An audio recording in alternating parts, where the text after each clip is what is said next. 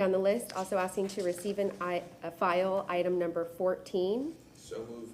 Second. Madam Chairwoman? Yes. Yeah, when that comes up, I'd like to say some words on it, but yeah, we don't need staff here or anything of that nature, but yeah, that's fine. Okay, great. So moved. But you want to make comments, no problem. Yes, ma'am. Thank you. Okay, That's great. second by Maniscalco. All those in favor? Did I do that already? Yeah. Okay. Aye. Thank you. Yeah. Also asking to receive and file item number 15. So moved. Second. All those in favor? Aye. Thank you, Board. Just taking them one by one. Asking to receive and file item number 16 as well. So moved. Second. Okay. Thank you. All those in favor? Aye. Aye. Also asking for continuance for item number 17 So to moved. August 8th. Okay. All those in favor? Aye. Okay, the ayes have it. Item number 18, So moved. receive and file. Receive and file. And the last request, pull item number 21 from required approvals for further Okay, so discussion. let's wait, 18, let's get the vote. 18 was a- 18 Was move it to be continued to July 17th. yes. For that item, we can either move it to continue, but we would actually like to remove it from the agenda altogether, Yes, if I may. consolidate it on Yes, the because council it's- level. Okay, just a second, please. Let me acknowledge you all so you can speak. Thank you. Okay. Board Member Hurtak. Thank you. I know this is coming back to us as council, so you are, from my understanding, you are going to be with the presenters in, I believe it's July, to talk about this on council. Yes, So we're ma'am. combining. Okay, great. Yes, ma'am. So we can receive and file it on the CRA level, and then I will be here with Director Marin to present on the grocery store concept for East Tampa. And that will be at council on July 18th. Do you have a comment on that, Board Member Vieira? Yes, ma'am, it was similar to Board Member Hurtak's, yeah, I forgot we had that conversation, so yeah, I'm 100% fine with that, move to receive and file. Okay, who made the motion? Can I get a second? Second. All those in favor? Aye. Okay, thank you. And any staff reports, we shoring up anything? Last request, just pulling item number 21 for further discussion from required approvals. So moved. Second. Thank you so All much. those in favor? Aye. Okay. Let's adopt the minutes for the agenda for today. Can I get a motion for that? Miranda, second by Maniscalco. All those in favor? Aye. Okay, and now it's time for public comment. Attorney Massey, do you have any comments before we get started? Yes, ma'am. Just to remind, members of the public are allowed a reasonable opportunity at the beginning of the CRA meeting to address any item on the agenda before the CRA takes official action on that item. However, a 3-minute time limit applies to all speakers providing public comment. Speakers and members of the public are reminded that they are to refrain from disruptive behavior, including making vulgar or threatening remarks, or making or causing disruptive noises or sounds, or displaying signs or graphics. Speakers are also reminded to refrain from launching personal attacks. The chair will rule out of order any person who speaks without being recognized or attempts to address the CRA from outside the speaker area at the podium. Persons failing to comply with the CRA's rules may be ruled out of order, and at the discretion of the chair may be removed from the chambers for the remainder of this day's meeting. Finally, members of the public, this is your opportunity to speak to the board, but this is not a dialogue. CRA members should refrain from engaging a speaker under public comment. So. Okay, let's start with our online public comments from Mr. Randolph, followed by Adrian Rodriguez.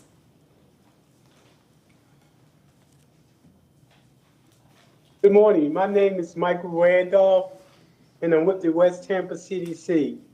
So I attended a national conference on what works in community strategic planning and shared with them the toolkits in Tampa.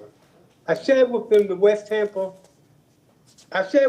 the West Tampa CDC used the community benefit agreement to increase public safety and increase growth in the community. I also shared with them how both the city council and the CRA board is thinking out of the box and looking for creative ways to increase affordable housing. I shared with them the mayor commitment of 10,000 affordable housing and how if we use TIF, the community benefit agreement, community development financial institution, and banks, that we can increase that number, double that number. Had an opportunity to speak with LIS, which is the local incentive support corporation that provides gap financing to organizations. They provided gap financing for us back in the day when we had no money in the bank. They provided the gap money in order to actually build the house. Having a conversation with them to come back to Tampa to create more opportunities for organizations that don't have the money, but definitely have the will to create affordable housing. They will provide the gap money so more nonprofits can get into the game of building houses. I told them that I think Tampa is about to be the next best city when it comes for creative opportunity and affordable housing. I also shared with them how you're looking at dealing with the, I think it's 976, that proposal. I don't, it's about restitution in a sense, but they was all happy to hear about that, and I was happy to share the ideas about Tampa. In 2 weeks, I'll be doing another conference, and you know I'll be talking about Tampa, which I think is the best city on earth. Thank you very much. Thank you, Mr. Randolph. Next public speaker online, please. She's not there. Okay, we'll move into the chambers. Public comment? Good morning. Good morning, Council. Angela Alderman again. I stood before you last Thursday. I had a little speech ready, but I'm just going to speak from my heart today. I'm a little frustrated that last Friday the motion did not see 100% support from the City Council to move forward with a scan of their property adjacent to Italian Club. It is extremely crucial this take place. I just want to share a tiny little story. My daughter, she's 9, but we've walked the grounds of what used to be College Hill Cemetery, which is now the Italian Club Cemetery, and she saw the huge, beautiful mausoleum. And I was trying to explain to her what happened there. And she said, but Mama, if I can get through this without crying, she said, Mama, but didn't the people buried there have people who loved them, that used to come and see them? Why would that happen? And she was 6 at the time. And that was probably the hardest thing for me to ever explain to her. So I feel like my sister always reminds me, healing is layers. There's layers you have to peel back to heal. Old wounds. These are old wounds for Tampa. But that has to be peeled back. We need justice for these people. And if the city of Tampa can step in and help any way they can, just to release one of those bandages, if there are any bones in that adjacent property. The Italian Club has not cooperated, but that day will come, I feel in my heart. I'm going to hold on to hope. But for now, I ask the city if you could please tonight give your full support if that motion comes forward again. Thank you for your time. Thank you. Good morning. Good morning.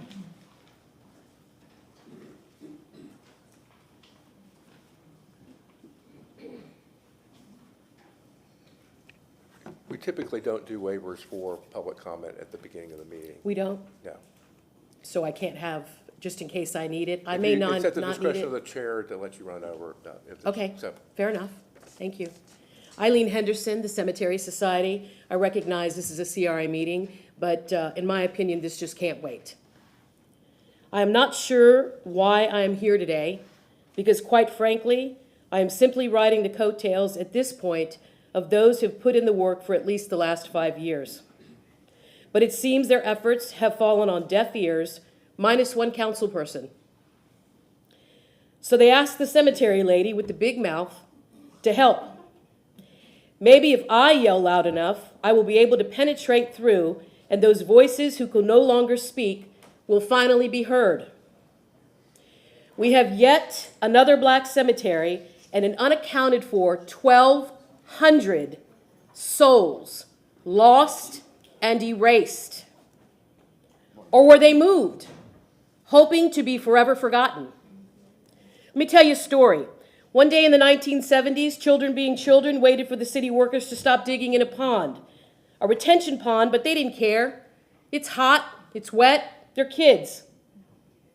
But what they didn't bank on was jumping into that water, and the next events that unfolded would scar their memories for life. As one of the children put it when interviewed in 2021, of course, at this point they're an adult, There were bones everywhere.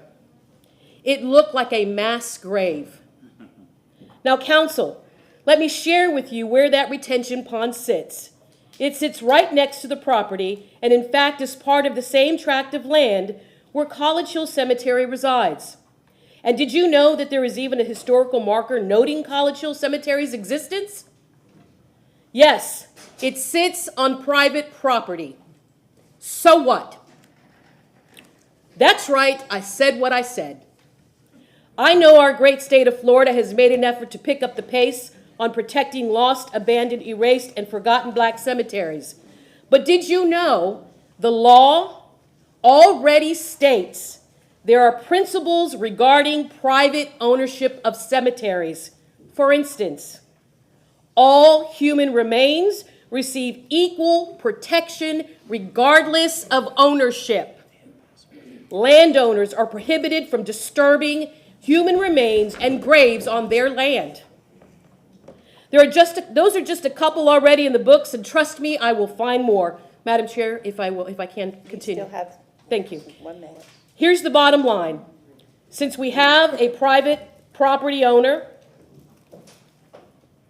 since we have a private landowner that continues to stall and refuses to share a report, which, by the way, in my opinion, is for one of two reasons. Either there is evidence of bodies on the property and they don't want it known, or there are no bodies and they got a lot of explaining to do. Either way, we are forced to work backwards. I know a motion was to be introduced last week, and it was said it will be presented this week.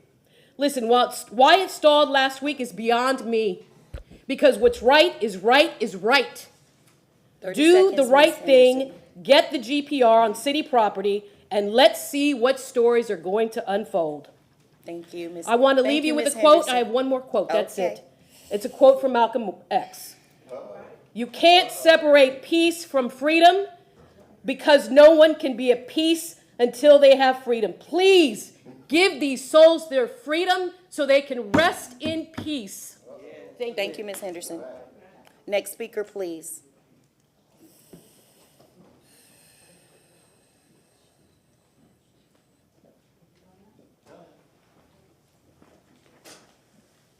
Good morning, Ms. Barbara. Good morning, council people. I'm here today to once again ask to find an affordable housing unit in Tampa. I'm trying to find out who's assigned to help the elderly and disabled through the county and the city of Tampa resources. I can't get anybody to give me any more information.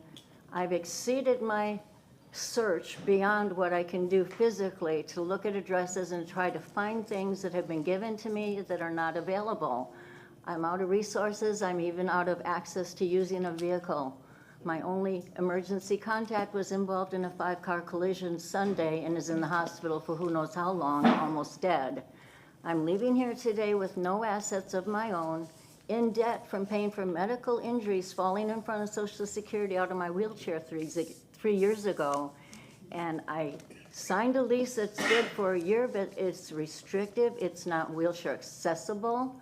3 years in, they have the ramp there, but they don't put it in because they legally know if they do, they have to make the place disability accessible and be on record for it. They know everybody's desperate for housing. I can move out. They don't need to do anything. I signed the lease because I have nowhere to go. But nobody should be extorted and be told verbally, we'll put the ramp in for 3 years and never do it. And know if you go and complain and file against them, you won't get a renewal when it comes time to sign up. So I'm already in over my head. It's 75% of my monthly income alone with no vehicle, no family, no support system, and I'm struggling. And if I can get here paralyzed in a wheelchair and push myself around all over Tampa looking for a place to live, I've done my job. Please get in touch with the person and people that are getting paid to help people like me before I have to be in a shelter homeless, and then I'll maybe get assigned a caseworker and they'll put me in West River. I know a lot of people that got in that way. But thank you for listening this morning. I'm writing a book, 3 Strikes and You're Out, and here's my baseball I found at the Kathy Kasser Wellness Center opening this week. And I thought, how apropos for that. I took it with me and I'm going to play with it. Have a great day, everyone. That's it. Next speaker, please.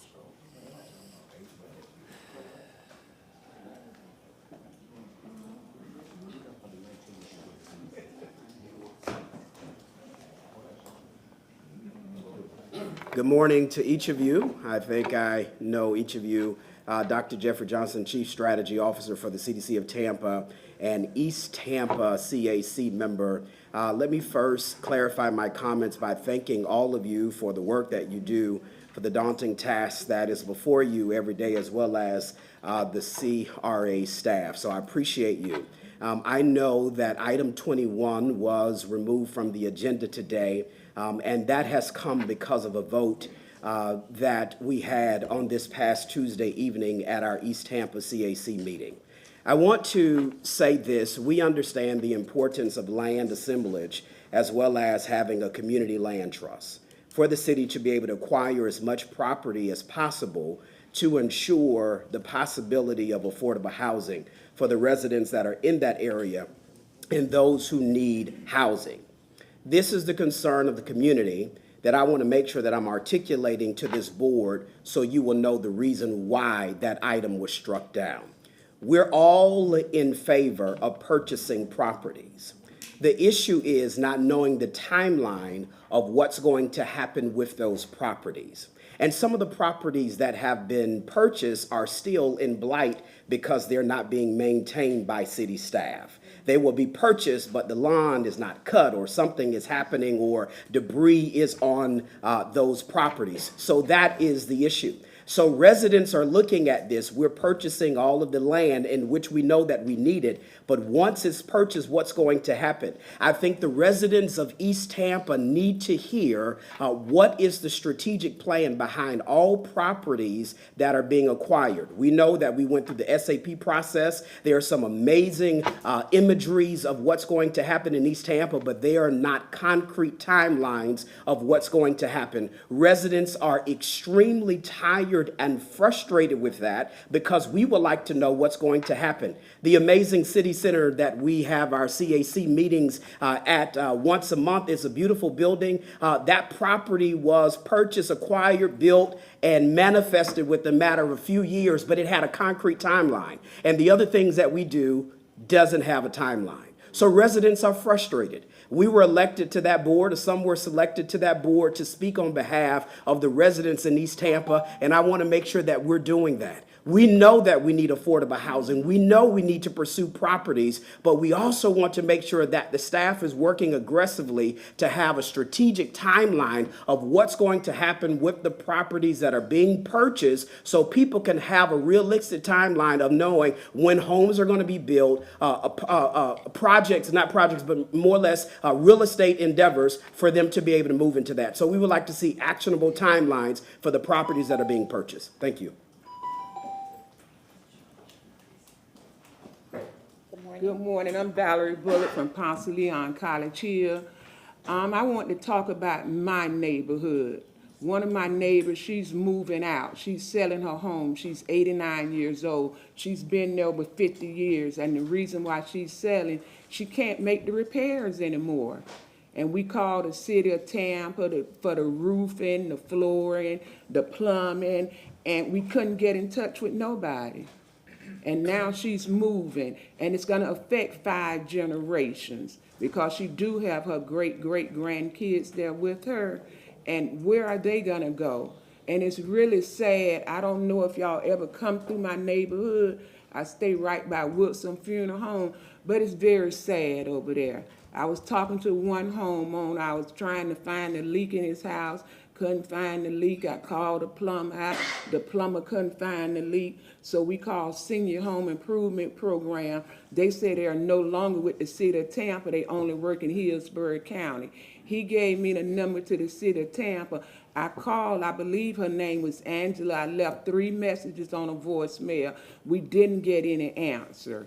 And they stay in East Tampa. East Tampa CRA have the funds. They say they was gonna open up the program, $50,000 for home renovation. We always hear about something, but we never see it come to pass. They did do the tree trimming one year. But as far as helping people, and these are not people who can work, these are people that's 70, 80, 90 years old who worked and paid their dues. And now they need help. And where do they get help from? Not East Tampa CRA. And then we tried the city of Tampa. We couldn't get any help there. And it's very, very sickening and sad to look at somebody. They so traumatized, they think they don't have no other option except to sell their house. And hopefully they can get on a list into a program or something.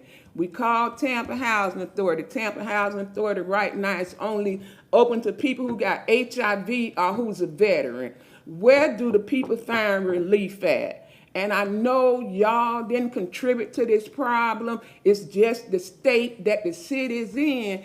But we need to urgently do something to eradicate these problems so that the people can get relief. Thank you.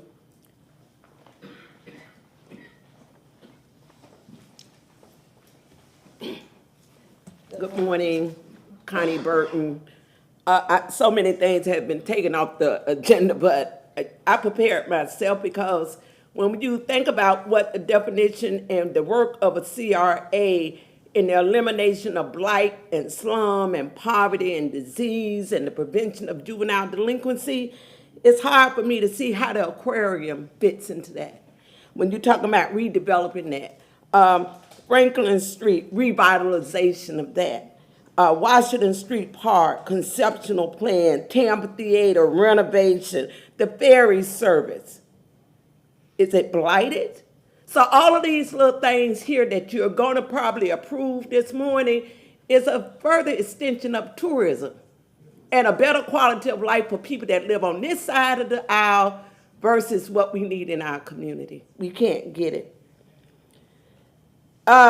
We'll talk about item number 12, that's infill development. Ms. Travis and her team about 2 years ago talked about some 20-plus lots that's located in East Tampa. Limited work or no work has been done on those projects. Item 18, I guess it's gonna be a big celebration about an upcoming grocery store coming to East Tampa. Right now, we got 5 stores in East Tampa.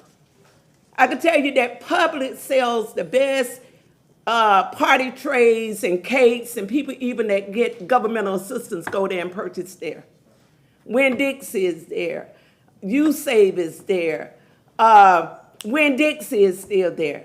So the celebration of things that y'all want to do not help the economic boost of the majority of the people that's living in East Tampa.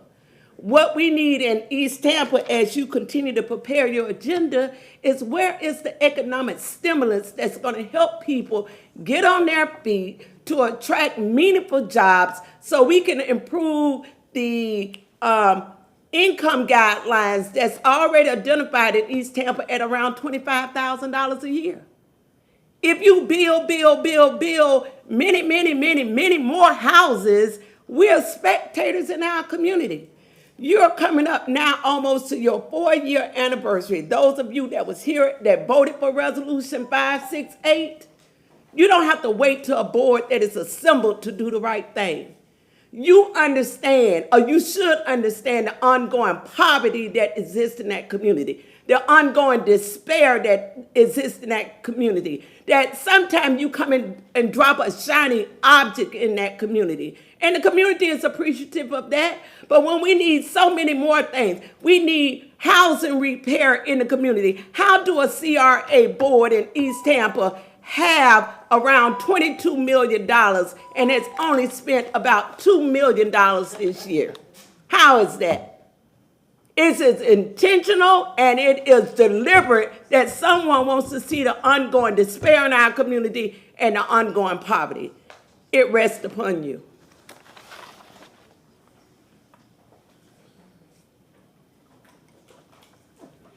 Mentez not, Tampa, Florida. Send the police to arrest me if necessary. I was about to say. Y'all have so many discriminatory policies. Y'all love to see, y'all must be not just y'all in general or specifically, maybe white people collectively are sadistic. They just love to see Africans beg for everything. It's no form of equilibrium. It's no form of understanding. It's no philosophical or ideological or practical ideas when it comes to African people. We can't even talk about reparations. I would like to have a reparations t-shirt on, but I can't, because some kings and queens say you can't say their names. It's an insult. You post your name all over the city when it's time to run for office. You ask people to put your names in their yards, on their private properties. I have lots of property around town where politicians come to me all the time. Can I put a sign here? Yes, I don't care. But you come in a public building and you say you can't say y'all names. What kind of craziness is that? Y'all really need to change the policy. That's why I say y'all intimidate people, and y'all intimidate African people in particular. That's why you don't see no African people down here. We're scared. We're scared of the police. We're scared of our landlords. We're scared of the social worker. We're scared that our food stamps would get cut. We're scared that our social services would get cut. Black people are terrified. And you guys are very much so instrumental in that. It's Gestapo tactics that y'all use, and you use it against African people. African people, since I've been coming down here for 30-some years, and all African people have to do is come down here and watch these big budgets. Used to be 100 million, 200 million, now it's $1 billion budget. And African people, we 26% of the population, and we ain't getting nothing out of it. But as I promised y'all last week, I'm gonna say your names when I want. I'm gonna call you when I want. Bill Carson, Hertag, Gwendolyn Henderson, whosoever. I'm gonna call your name when I want, how I want, and all you better do is just get your police together, because we're gonna run this. I'm gonna call your name every week. Y'all ain't no damn kings and queens up there. Y'all regular people.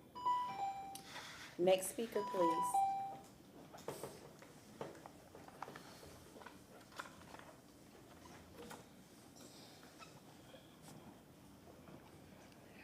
Yeah, my name is Pastor Frank Williams, located at 1112 East Scott Street. That's where my church is located, Paradise Missionary Baptist Church. You know, I thank the young man and the young women for their comments. It means a whole lot to me because I've been coming down here over 40 years. But you think y'all give a damn? You wish I didn't come down here. But I'm here. Thank God for keeping me alive to be able to come on down here and tell you, give y'all my view about certain things. You know, I got a house right there on Chatelawn. On Chatelawn, right off of 30th Street. And you know what? I ain't had no water running through there for 3 months. The only thing they tell me at the water department that I need to pay $1,300, and they would might write some of it off, you know. But there's a young lady here that came to my house to help me out. Valerie, stand up, please. There she is right there. This woman here come up here and speak. And she did a whole lot for me, more than I expected her. She called a certain organization, see if they can help me. Nobody can help me. But you know what? God can help me. And I'm praying to God that he help. Miss Johnson, she helped me out much as she can. And I thank God for her, you know? But I don't know, you people was elected. Y'all don't want to do nothing for no black folk whatsoever. You got to understand, we're not responsible for our color of our skin, but we're responsible for being here and doing the right thing. And as this young man was speaking just a while ago, he said he's gonna call names, and he ain't got to call names. God knows who they are, and you don't deserve to be sitting up there. But thank God that I'm able to come down here one more time with my walker and give God the glory and the praise. You know, I told Valerie to stand up, but I want to sing a song for you, Valerie, because you done did more for me than any city council will ever do. Thank God for you. I pray to God for you for everything. And I really want to sing a song, but they ain't going to give me the time to sing. Are y'all going to give me time to sing my song?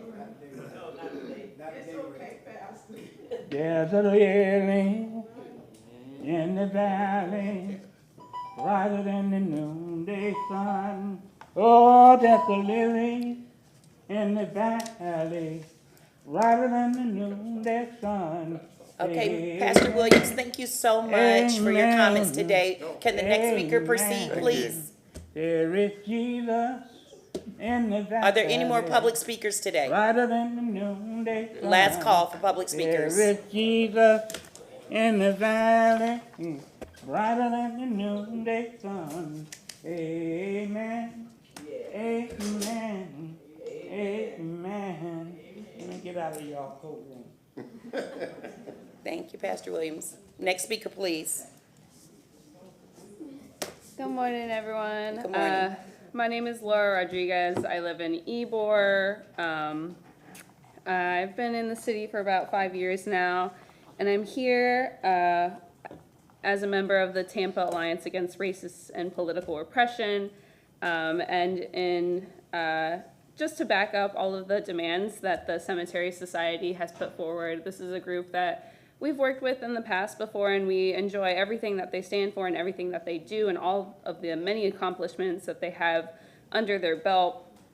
And so we're also demanding that a GPR study is needed on the city property to see if there are any remnants of bodies or cemetery-like items. This is important for our Tampa community, as we know, because a lot of people's families are buried within the city, and also there's just a lot of historical content that we need to uncover and preserve and to continue moving forward, because there's a lot to be learned from the history, as we know. And also, with recent protests that have been happening at USF, are asking the city council to look into any excessive use of force by TPD. We know that tear gas and rubber bullets were used on college students and community members. So we're asking to make sure that TPD didn't have direct involvement, and if they did, for those to make those decisions to shoot peaceful protesters, that they be fired and reprimanded. And also to look into the CRB. I know a lot of legislation has been passed recently regarding that in the state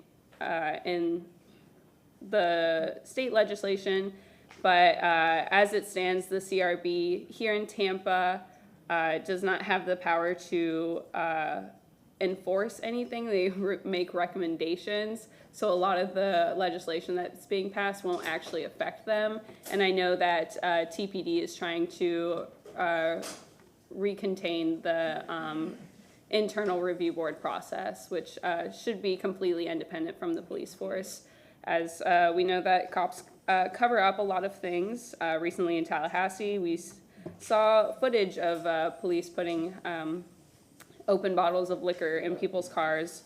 But yeah, so that was a kind of a lot. I'd be happy to talk with folks individually or other folks within my grassroots organization. But once again, all of the demands from the Cemetery Society, which is to do the GPR results and ask at the Italian Club to release their results as well. Thank you. Thank you, Ms. Laura. Next speaker, please. Good morning. Good morning. Good morning. My name is Maida Martinez. Everyone knows me as Mimi. I live in Ybor Heights, and I am the current president of Ybor Heights Neighborhood Association and Watch Group. I understand that items 15 and 21 were pulled from the agenda, but I was prepared to speak upon that. Before I get into those items, I do want to talk about my neighborhood, Ybor Heights, which is in the boundaries of the East Tampa CRA. Recently, as you all know, we had a shooting on Nebraska Avenue and 26th Avenue. Unfortunately, our neighborhoods, and I say we because VM Ybor is also, that's our borderline between VM Ybor and Ybor Heights. We weren't surprised by the shooting because we continue to be plagued along the Nebraska Avenue corridor with drug activity, prostitution activity, violence. We have nuisance corner stores that are attracting illegal activity. We have blighted properties and vacant lots sprinkled around VM Ybor and Ybor Heights that continue to attract criminal activity. So this is something that is plagued in our neighborhood for a long time. My ask is that we have property owners and business owners in our neighborhoods that don't understand the purpose of a CRA. They need to understand that we are trying to strengthen communities. The purpose of the CRA is to strengthen communities with planning, collaboration, and innovation. We have residents that are invested in that, but we don't have business owners and property owners that are invested in that. My ask is that we outreach to these property owners and business owners to educate them that they are an economical stakeholder. And if they're not working with us, they are hurting us, because right now they're working against us because they don't maintain their properties and they allow the drug dealing and the criminal activity to happen on their properties within the CRA. My other ask is to continue to develop grants that are going to serve those business owners and property owners that truly want to partner with the CRA. Unfortunately, we do have property owners and businesses within our CRA boundaries that are out for monetary gain, and they don't want to help us. That's the sad truth. Again, I understand 15 and 21 was pulled. Item 15, I support that wholeheartedly because I understand the issues that VM Ybor is dealing with the littering and the loitering. It's unfortunate that the CRA has to pay for that. I feel like if we were to really get to the root causes of issues, we wouldn't have that. I want to wrap up. Item number 21, I support purchasing that land. The whole purpose of the CRA being restructured is that we have dedicated project teams and grant teams in place to take action. The property on East Curtis is a prime example of how we are taking action. We're marketing and we're making moves, and there is a strategic plan that has been rolled out to the community explaining step by step what they're doing with that property. We can do the same thing for East Osborne. This is a time for us to take action and to send a message that we are going to take property and drive it to benefit us, because otherwise a land developer is going to swoop in and redevelop it, and it's not going to benefit us. Thank you for your time. Thank you for your comments. Next speaker, please.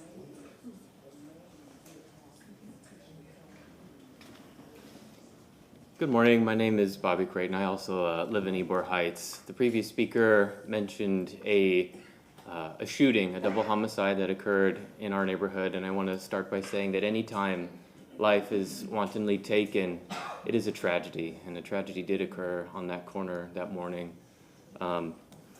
When things like this happen in a neighborhood, when people live in neighborhoods where there's obvious blight that they're exposed to daily, it changes their perception of where they live. And even for people who have lived in that type of neighborhood for their whole life, studies have shown us that they do not become habituated to this type of blight. In fact, studies have shown that when people who have lived in neighborhoods with blight for a long time walk past these types of buildings, their blood pressure increases and cortisol production increases, the stress hormone.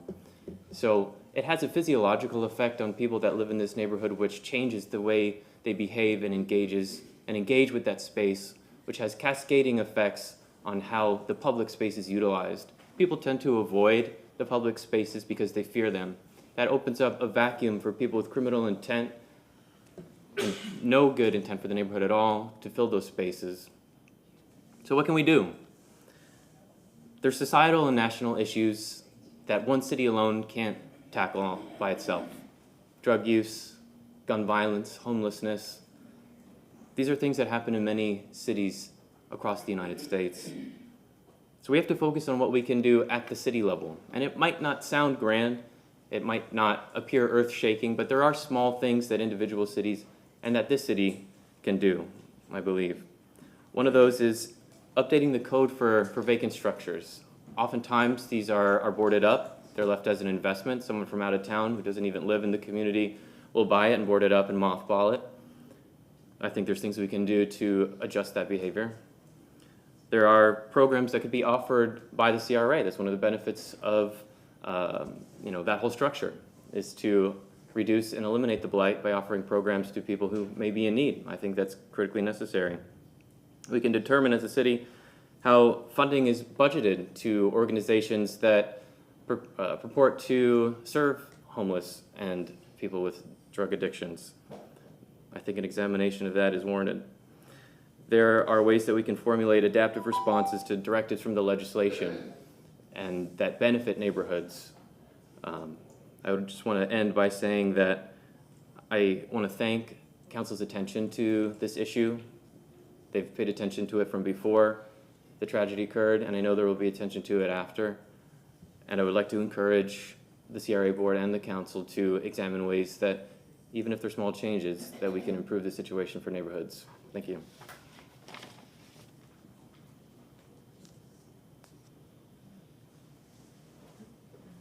Good morning, Council. My name's Kim Bruce. I've been a Tampa resident since 1994. I've been here for the last 30 years. And my family and I live on Harbor Island. We live, work, and play in the downtown Channelside district and recognize the importance of how far this community has come in the time that we've lived here. I am, and my family is as well, a volunteer, sponsor, patron, and supporter of the Florida Aquarium. And you might ask, well, why? You know, we've been immersed in this community and understand that there is incredible need. Personally, I feel like the aquarium is a source of light and hope.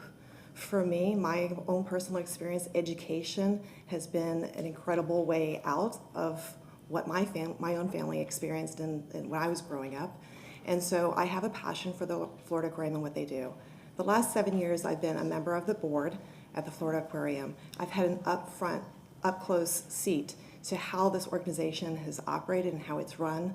I see day in and day out the passion with which its staff and its leadership team has served this community. It has been absolutely incredible to see the impact that they have made. I think most of you know that the Florida Aquarium was built originally as a catalyst to spur economic development and help improve what was a blighted part of our city and our community. It has fulfilled and lived up to all of that. I know on the agenda today, we're going to be asking for some additional support. Our 4 founders, city leaders, including Jimmy Furman and,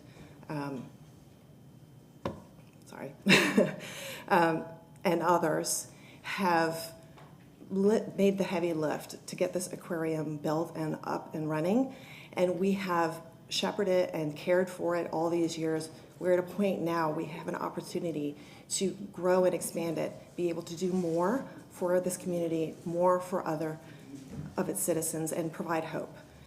So I am asking for your support today in that regard. I know that there are others in this audience who also support the Florida Aquarium, others that have sent communication, letters electronically, and I would just ask for a show of hands from those who might support the Florida Aquarium. Thank you. As we recognize that there is a full docket here, a lot to consider, so I'm going to ask if I could speak on behalf of the Florida Aquarium for your support and consideration. We will not take up more of your time, and thank you for all that you do in service for our community. Thank you.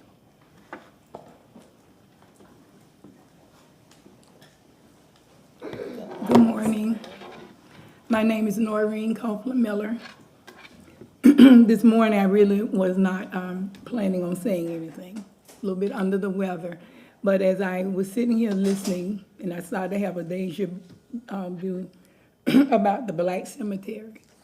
And on the corner of 26 and 26, where that sign says College Hill, I know it is said to have been a Black cemetery. I remember a few years ago when they started cleaning it off and the city was cleaning it up and they found some bones there and nothing ever happened. But I do hope that you all support having them do a GPR there, because it is said that a black enslaved man that became a senator. Robert Meacham is buried in that cemetery, wherever's going on in that overgrowth. And I think at some point that they were looking at putting some of the dollars there for, I guess, restoration or something for the CRA dollars to do something with that pond, or with that overgrowth, put all of that overgrowth in there. And first of all, I ask that the city please, because they own that property, do a GPR, because once again, it's the black cemetery that's been erased. So if an enslaved man, that Robert Meacham, that became a senator, is buried there, those voices, and I'm sure he went through a lot when he came out of slavery to work his way up to be a senator. The least we can do is the right thing, and I know that you guys want to do the right thing. So please, this evening, whenever you do hear it, will you support them doing a GPR on the city-owned property on 26 and 26 in the East Tampa community? Thank you.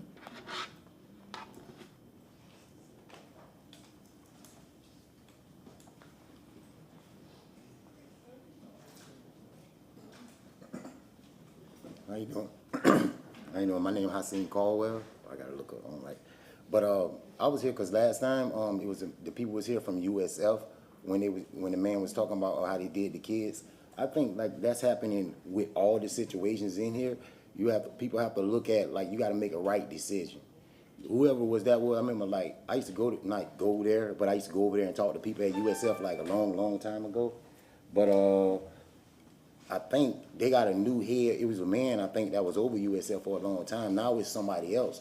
So that's the reason why that happened. But what those people in power will have to do is think about the situation before you do things. Because, see, sometimes they'll call the police in, but the police only do what y'all tell them to do. Like if the police come and I got kids or people fighting outside and you keep doing it, so then the police is going to basically be able to use force. You see what I'm saying? But if the people call them and then they say, oh, yeah, you can just go and do whatever. Then the people just grab you on the ground and say, yeah, you're a minor. We bump on and take you in and stuff like that there. So I don't really think it was the police. It was just that they was called out and the people allowed, somebody said that they can go ahead and do that type of force. So what I think the head person, I think the man said it was a lady now, she needs to probably apologize to the kids and let them know that it was just a wrong decision and what we're going to do, learn from this decision and make it better because they probably could have, instead of throwing those things, they could have just used those shield things for force. So now if you use these shield things and then the kids or people, somebody reach over, now you can throw it to the side and then do whatever you're going to do. But that's what I think they should do. In those type of incidents, you should just shield them and push them. Now, if they'll go to push and bike, then that's when the other things should probably come in. And about the cemetery, what I keep hearing, I think, don't they have a map, like from 1960 whenever it was built, that'll show you where the ground's at? So if you got a map for Tampa, all these streets and stuff, you got a map for that, and that can be solved. And it was one more thing about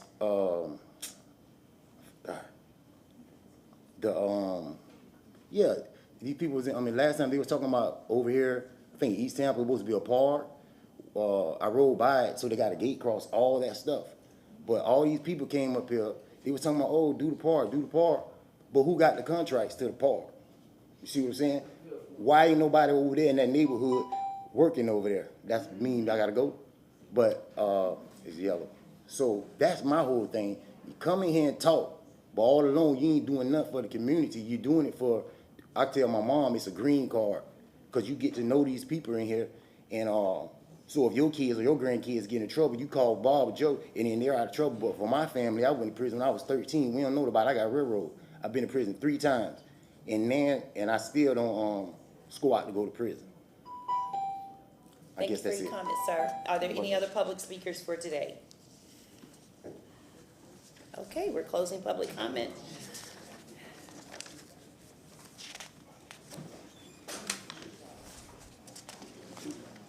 And moving forward with our agenda.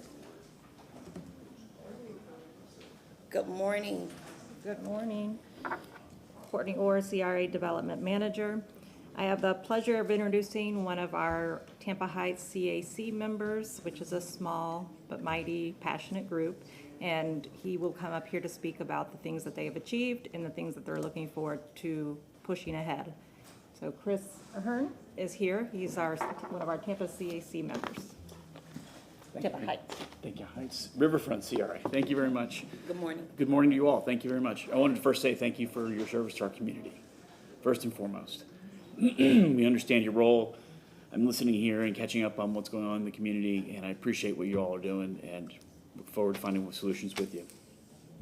I'm here as a representative of the CAC for Tampa Heights Riverfront CRA.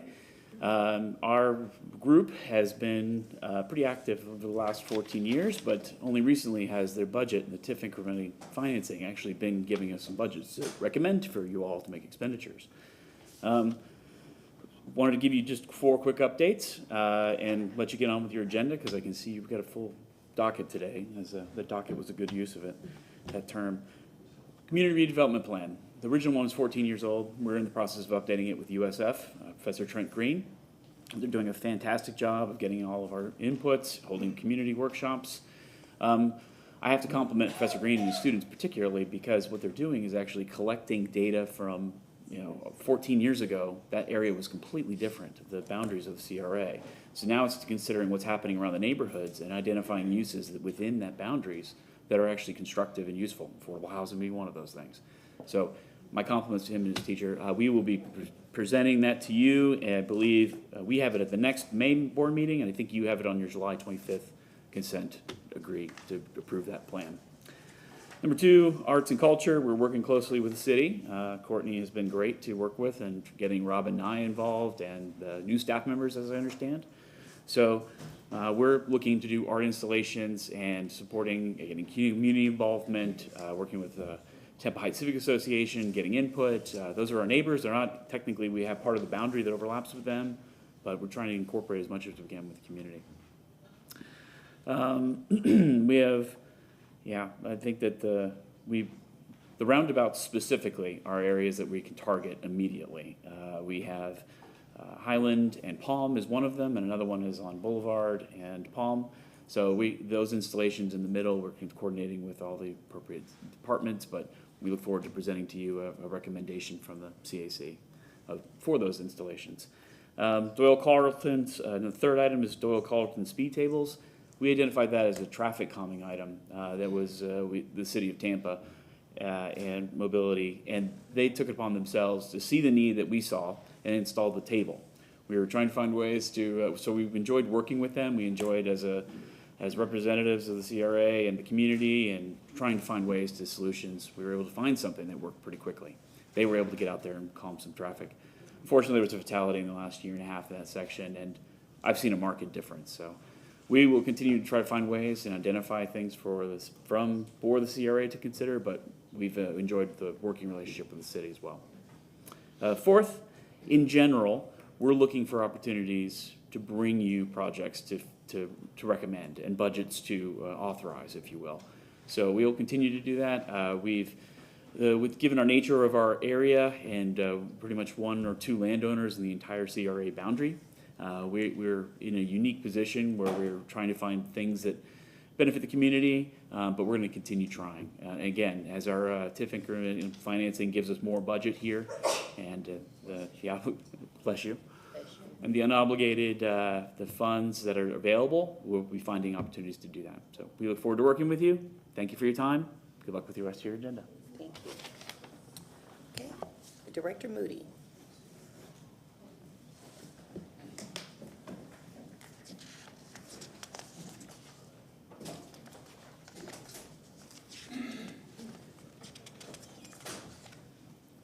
Just in time. Yep.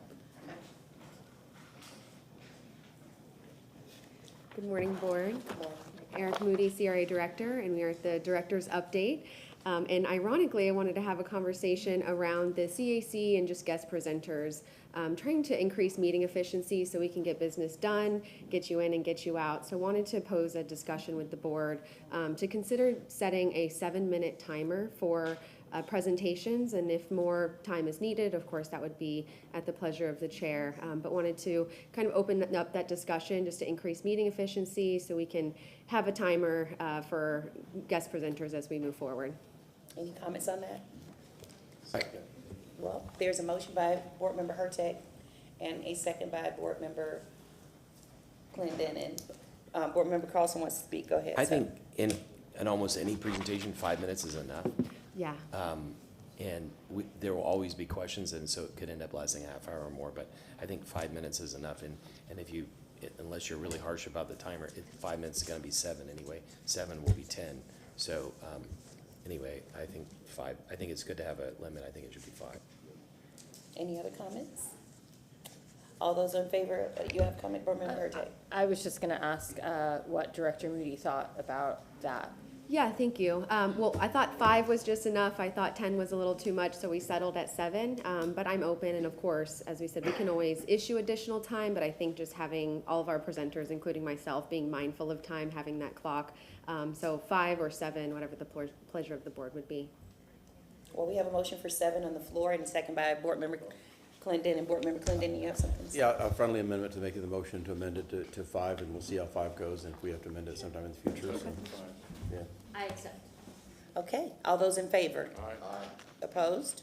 Motion carries for 5-minute comments from our speakers. Great, thank you so much. And just furthering the goal of just increasing efficiency and recognizing all of the work that our staff is doing, especially as we continue to hire, increase our capacity. So through the director's report, also wanted to just give an update on a few items and some things that'll be coming before the board.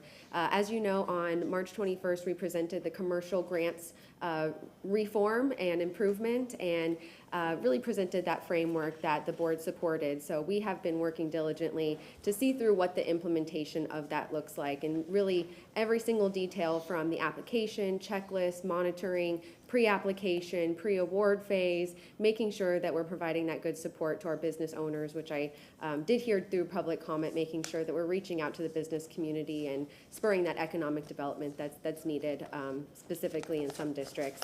So we are working hard to bring those deliverables back to you on June 13th, and some of those deliverables is what we talked about around the commercial interior grant, the commercial exterior grant, the pre-development grant. There's a level 1 and 2, special projects grants, which were previously considered standalone grants, so we've standardized that process. The legacy credit that we talked about, seeing how we can increase access to funds for legacy residents, so we formalized that policy. We've also created a pretty lengthy grants policy manual, so you can see how the intake process works and really just putting it on paper so we can have that consistency with everyone. Attorney Massey has been working on a standard application, agreement resolution, so it's a plug and play and we can get the grants before the board in a timely manner. And then as well as the applications, checklist forms, processes, and you will also see budget allocations come to you next month for each district to move the money into the commercial grants that have been approved. So we'll get those started in fiscal year 24. The grants department has relocated from the Ybor office to the municipal building across the courtyard here, and they're ready to go. We have a leads list, so please continue to call us. And if you're interested in any of these, and we already have some great interest in a lead list that we'll pick up right away. We also have parking vouchers, so if transportation is an issue, we will comp your parking, and then we also utilize the city vehicles to go out into the community, provide that technical assistance, and really want to be boots on the ground, knocking on doors more. So we're excited to bring you the commercial grants next month, and we are also working on the residential grants. On February 29th, there was a special call meeting, and it was for the citywide housing implementation strategy, and the CRA has been working hand in hand with that to see how we can drive forward those shared goals. So we are looking forward to bringing that to the community, letting the CAC know what that implementation strategy is, having that communication, and our intent is to bring it to the June 13th meeting. So we're working aggressively towards that. As you know, the on-base deadlines come up quickly, so we have about 2 to 3 weeks to get that finalized for you. And just want to recognize the hard work of our staff that lead 8 CAC meetings a month. We have 23 items on today's CRA board agenda, and just working hand in hand with the community and developing partnerships and strengthening their bond as a staff, so we have a good team culture. So just wanted to recognize them because it is no easy feat, and they are working very hard to make all of this happen. A little bit more, if there's no questions on that, I'll move into a different conversation around communication and outreach services. So I have heard from the CACs once I first came in. As we know, Ybor has a communications contract and a really strong presence and brand, and the other communities want that as well. So we have listened to that and drafted a request for proposal, and the board has asked for any RFP that's happening within a CRA to come to the board for awareness, for discussion. So we have drafted a communication and outreach RFP to hire a professional firm that can service all 8 districts. So Ybor's contract will time out, and we're looking on bringing on a firm that can really take our brand and disseminate information around the CRA to the next level. Especially, it's perfect timing because with the commercial grants, the residential grants, they are going to disseminate this information, let people know what is available to them, who the CRA is, what we do, how to strengthen those partnerships and strengthen communities, which is our tagline. So just wanted to make the board aware of that. They'll also be managing our website, our social media, and one of my personal goals is to bring forward a metrics dashboard so you can see how many projects, how many grants, how much funds of the year-to-date actual is being spent. I heard some of that in the community conversation, wanting to know where the money's going, how much has been spent, and I would bring that to you on a quarterly basis. So want to get a public-facing metrics dashboard, and this firm will help us achieve that. So we're excited. The timeline for that is June, so we're looking at early or mid-June. It's currently with purchasing, so they can tie it up for us and help us get it out for proposal. So just wanted to provide that information to the board and see if there was any questions or additional conversation on this initiative. Any board member comments? Sounds like a good way to go. Let's do it. Okay. Board member Carlson. Yeah, we talked about this a couple months ago, but you're talking about the CRA branding communication. Yes. Each of the districts also wants its own communication. So what the Ybor folks are doing is in essence branding Ybor. My opinion is that there should be different firms, ideally even located within the district, so they understand the districts or they work within them, if they're going to be promoting the brand of the district. For example, somebody who's promoting the CRA overall is really different than promoting East Tampa, and East Tampa is very different than promoting Ybor or downtown. I don't know if there's any status on that, but just to throw that out. Yeah. Just to make the board aware, what the statute allows us to do is disseminate community development efforts.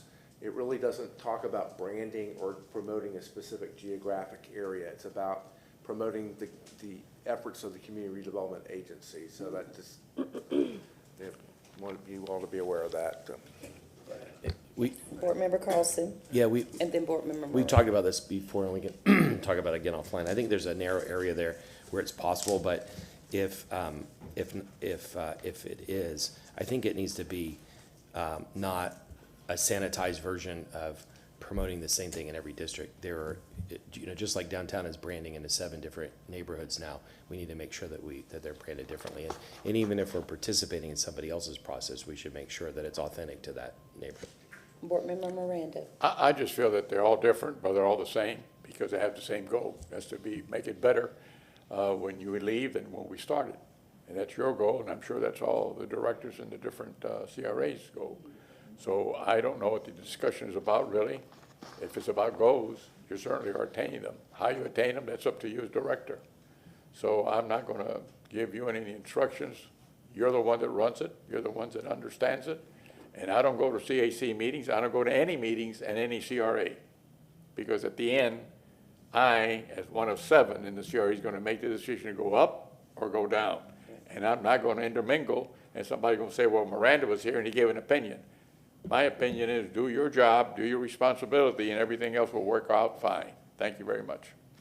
Thank you. I appreciate that. And I know that each community is so different and unique, but you make a great point that we do have Tampa CRA, and really streamlining this approach. We have the same goals, but each CRA has its own redevelopment plan, and that is a key aspect of this initiative, is to promote the redevelopment plan, to promote the unique characteristics of the district. So what you said is completely right on. The RFP is written as one company, and that company will essentially have a team, and the team will be able to provide those unique services to the district. But I do think it is important to lift up the uniqueness of each one, but that we are operating under one brand, one mission, and those five objectives, of which we'll touch on in the next presentation. So thank you. And then moving on, I just want to give some shout outs and recognize Administrator Travis, who is here today, and just thank her for all of her work. She has just been a pioneer in helping reform the CRA,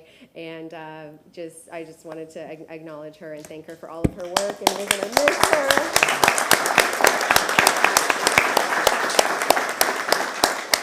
She deserves all of that and more, and a big reason why I took this job was believing in her leadership, believing in oh, you get the close-up on the thing. It was not on the script, but definitely worth acknowledging. So thank you so much for all that you've done, and she really charged this, and it's been a pleasure implementing her vision for the restructure and really seeing the success that comes from it. Also wanted to recognize our senior project manager, Melissa Martinez. Today is her birthday. I know she's listening because she is on top of everything, reads all the contracts, watches all the meetings, goes to the CAC. So just want to thank her for everything she does as our senior project manager. She's brought on the team members I introduced last month. They are just rocking and rolling. So thank you, Melissa, and happy birthday. And that is the director's report. We'll start to move into our guest presentations. Our next presentation is around neighborhood commercial districts in East Tampa. So I will ask T&I to pull up that presentation as we bring East Tampa CRA manager Cedric McCray up, and then we also have city planning director Stephen Benson. So we'll be your team leading you through this presentation, and we'll just spend a few seconds preparing. Thank you, Chris. Thank you.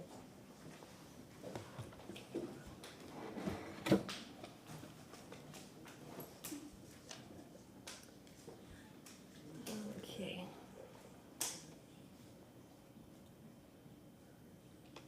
All right, ready to go. So I will open up our presentation and then leave it to the good people who have been doing all the work in the district. And I just wanted to thank Board Member Carlson for allowing us to continue this item last week. So last month, so we didn't have to come back from lunch. So I wanted to lift this up at the beginning of the presentation because it is an important discussion and something that we look forward to seeing how we can bring to life. So this is about neighborhood commercial districts and business districts, specifically in East Tampa. And the CRA board motion was for CRA staff to look into the possibility of putting the CRA staff in a building with a coffee shop and incubator space in a neighborhood commercial district in East Tampa. So a few components that we'll break down throughout the presentation, but really wanting to understand what is a neighborhood commercial district, what is a business district, and why is this a great thing for East Tampa. We heard more about economic development during our community public comment and really having that focus on the commercial districts and bringing businesses. So people come to East Tampa, they spend their money. They live, they eat, they work, they play, they shop, and the neighborhood business districts provide access to that. So wanted to just acknowledge the CAC's great work. They really got involved with the East Tampa overlay and made recommendations towards that overlay. And I know West Tampa is doing great work on their overlay right now. All of that work provided zoning relief to support the definition of neighborhood commercial districts on neighborhood main streets. So bringing back main streets, and this is identified in the East Tampa Strategic Action Plan and will further be driven with the East Tampa Community Redevelopment Plan update that's underway. So we were able to select main corridors, and we have some maps for you later on in the presentation, but North 15th Street, 22nd Street, 29th, 34th, we'll find that a lot of areas are prime for commercial development.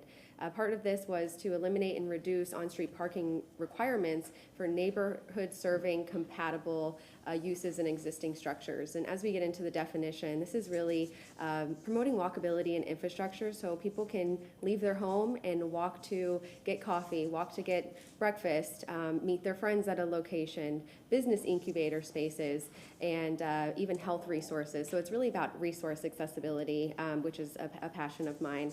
And the first step was considering where and how this can be provided in East Tampa. And just want to acknowledge that City Council approved that major amendment to the East Tampa overlay on July 13th, so just a little over a year ago. We also want to just make sure that we're aligning everything with our CRA goals. These are 2 of our 5 objectives, 2 main ones around economic development and connectivity. So I know people are getting very familiar with the visual wheel that we have that shows the 5 objectives, but it's also important to know that under each of those 5 objectives, there's 3 main goals. And this neighborhood commercial district conversation drives forward the 3 goals that are under each objective: to attract and retain businesses, encourage entrepreneurship and revitalization, celebrate arts, history, architecture, attract visitors, foster creativity, generate economic activity, and then support businesses by increasing access to capital, which we're proud that our commercial grants are doing just that. Also connectivity, what is the walkability, the bikeability, the drivability of these neighborhoods, and supporting an integrated network, connecting all of the neighborhoods together so everything is cohesive. Prioritizing high quality roads, pathways, cycling lanes, wayfinding, which you heard presentations on that, and to be smart about our redevelopment and make sure that it's eco-friendly and reducing cost burdens, because if you can leave your house and walk to your resources, you don't need to rely on a car, and that also contributes to community safety as well. When more people are out on the street, natural visibility, and it just sends a message to the community. And I heard some great comments around what blight can do physiologically. So I'm going to begin to pass it off to the experts, to Director Benson, where he can define neighborhood commercial districts, what they are, and how they prioritize people and community first. Thank you so much, Stephen Benson, City Planning Director. So neighborhood commercial districts, it's not really an entirely new concept. Really, what are they at a very basic level? They are commercial or mixed-use areas where goods and services are available within walking distance to a surrounding neighborhood. So they're always really in relation to a surrounding residential area where the base, that economic activity is really generated from and through. What do neighborhood commercial districts allow us to do if we prioritize that? They allow us to prioritize people-oriented business development, so small-scale businesses that connect communities to their daily needs. They allow us to promote community connection, accessibility, and again, small businesses. And they allow us to support economic activity, specifically things that Tampa, I think, has struggled with for a long time, like a lot of the strip commercial development that you see up and down a lot of our major streets. Walkability, bikeability, and really just enhancing the overall quality of life so you don't have to travel long distances to get to the things that you need. So how are we starting the conversation of narrowing down where these areas are and what we can do to help them? Well, the first is about entitlement. It's about what places have the existing development rights to build or propose commercial uses today. And that really is derived through the comprehensive plan, through areas that have that mixed use future land use designation that allows for commercial development along residential arterial, and collector streets. Meaning even if you don't have the land use designation, the comp plan does allow you to place commercial on a major street even if it's a residential use today. So there are a lot of places in the city where this is something that can be done. However, the scale, the intensity, and the size of those buildings, it's what's going to vary from one neighborhood to the other. And then, of course, development always must be consistent with the goals, objectives, and policies of the comp plan. But it's important to note that the environment that we have right now means that rezonings are probably going to be required to do this. So, which, as you know, can be a very long and drawn-out process. So thinking as we move forward with processes like code reform, what can we do to make it easier to introduce these small-scale commercial spaces into what might currently be a residential area?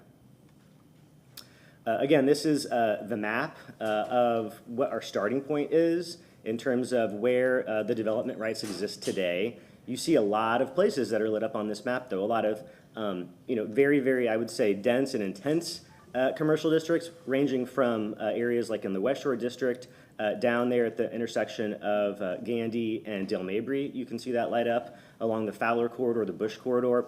But then as you zoom in to specifically the East Tampa CRA, you see very thin sections of either the red or the pink. Those are just different mixed-use designations. Those are the places where the development rights exist today to actually introduce a commercial use, but those businesses and those commercial areas may not exist yet. So now I'm going to pass it to Cedric, who will speak to what we can do and pull from the strategic action plan to implement this concept of neighborhood commercial districts. Good morning, Cedric McCrae, Tampa CRA Manager. The strategic action plan was mentioned by Director Moody a little while ago, and with that, this was pulled directly from the plan that was completed back in 2022. And in preparation and having forethought and listening to the community, the consultant actually highlighted some neighborhood corridors that were primed for future development and would meet the goals of some of the residents that they heard during the walking tours and listening sessions. Here primarily, I have highlighted what we affectionately call the Gator Building because it's orange and blue, right on the corner of North 22nd and East Lake Avenue. And then there's also another area with the that's highlighted, East Lake Avenue and North 29th Street. And I'll be touching on that a little later through the slides. So here are some examples of what commercial districts look like in various cities. I know that CRA board member Carlson showed some examples at the tail end of last month's meeting, and these were also, we wanted to make sure that we shared these with you as well. And so it can, the sidewalks, shops, commercial areas, businesses where individuals in those immediate neighborhoods can frequent and live, work, and play. Also, another example of residential components and commercial on the ground floor. And I'm going to talk about some of the neighborhood commercial districts that we've identified through the strategic action plan and just conversations with the East Tampa residents. Again, an item that was pulled from the strategic action plan. This was a rendering that was submitted of the Gator Building in a redeveloped form, and the consultant drew this rendering based on conversations from the community and having a gathering space. I believe some of the conversations were a smaller version of Armature Works, which exists over in the Tampa Heights area, and having communal space and then food halls or stalls where you could purchase, lunch, dinner, and maybe some entertainment as well while you're there. And essentially at this time we're working to acquire properties along that corridor to the south and to the east on Lake Avenue to expand the footprint so that we could prime the area for development opportunities. Really wanted to highlight 29th and Lake. There's some historical reference, folks that have been in Tampa, primarily East Tampa. This hub used to be an area very similar to Main Street in West Tampa and Central Avenue, where there were professionals, doctors, lawyers, dentists, pharmacists. There were eateries and entertainment venues for residents in East Tampa to frequent when they could not go other places in the city of Tampa. And I know Attorney Stewart's first office was actually on 29th and Lake, is what from some research that I've done. So I wanted to highlight this area. Several of the parcels that you see on that 29th Street corridor are privately owned, and we are in conversations and have had some preliminary conversations about plans and future development, but we're still going to have to be aggressive to purchase and gain site control on some of those areas. But this is one area that I felt it was important to highlight because of the need, and you've heard some comments from some of the CAC members for East Tampa CAC, as well as the residents, about the need for development opportunities. And this is one area that we are definitely looking at for opportunities to build upon and redevelop. You may hear or have heard about complete streets. There was a study done on 15th Street maybe about a year and a half ago, and residents that lived on the east side of our CRA boundaries, west side of our CRA boundaries, were involved in communication with another consulting firm about complete streets and providing some additional parking opportunities and bulb outs. Some of the things that we heard from the residents that lived along that corridor was that if there's an event at Cascading Pool or if there's some activity going on in the park on a Saturday or Sunday, if I leave, when I get back, I can't find a parking space. And they don't have alleyway access all the way through to park in the rear of their home. So they may have to walk an extended period of time to carry their groceries, or if they have company or visitors that are, coming by. So this was some of the designs that were shared with the community during that, following that study.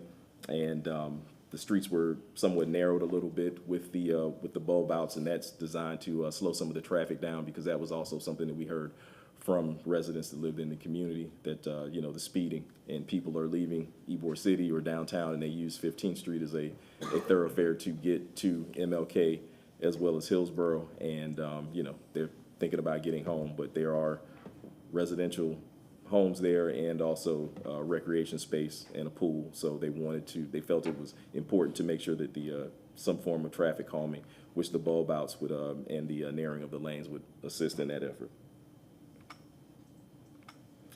And now I'm going to call up Mr. Benson. Sure. So working in partnership with CRA staff to help answer the question, what can we do both from the city's perspective but also from the CRA's perspective to further support? And the assistance that we really need from the redevelopment areas is to identify those specific places on that map where revitalization or redevelopment is needed. If the map is too big, if it's too much, where should we be focusing? Where are those key places? I think Mr. McCray has begun to start answering some of those questions to help us focus a little bit more closely. We are working in partnership with the Planning Commission and the CRA to continue to integrate this idea of neighborhood commercial districts into the comprehensive plan. We want to strengthen the policies that enable a lot of the regulatory changes that you've done and that you'll continue to consider. And we also want to make sure that as we consider these big picture concepts like zoning reform, that we're really looking for ways to remove barriers to redevelopment, remove barriers from these communities so that they can redevelop in the way that is unique to them and the way that is unique to the East Tampa community as a whole. And then also keeping in mind that we have done these 2 pilot projects. We're still working with the CRA and with the individual departments that need to come to the table to help implement the ideas coming out of those.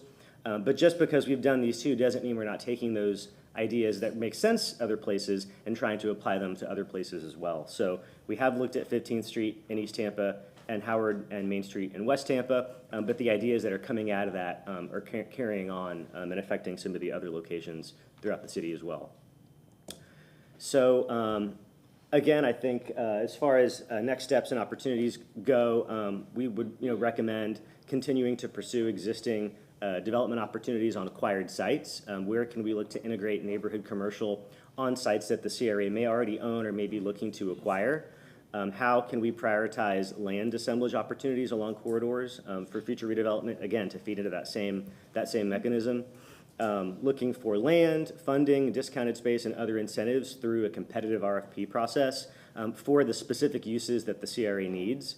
Administering design grants that will help developers to build the type of commercial districts that are consistent with the theme and the style of the neighborhoods.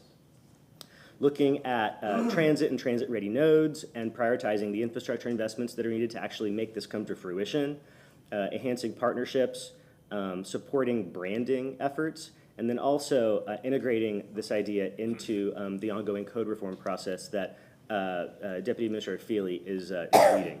So with that, if there's anything else to add from Director Moody, I'm happy to pass it off. Thank you. Yeah, we'll be available for questions. Board Member Clendenin.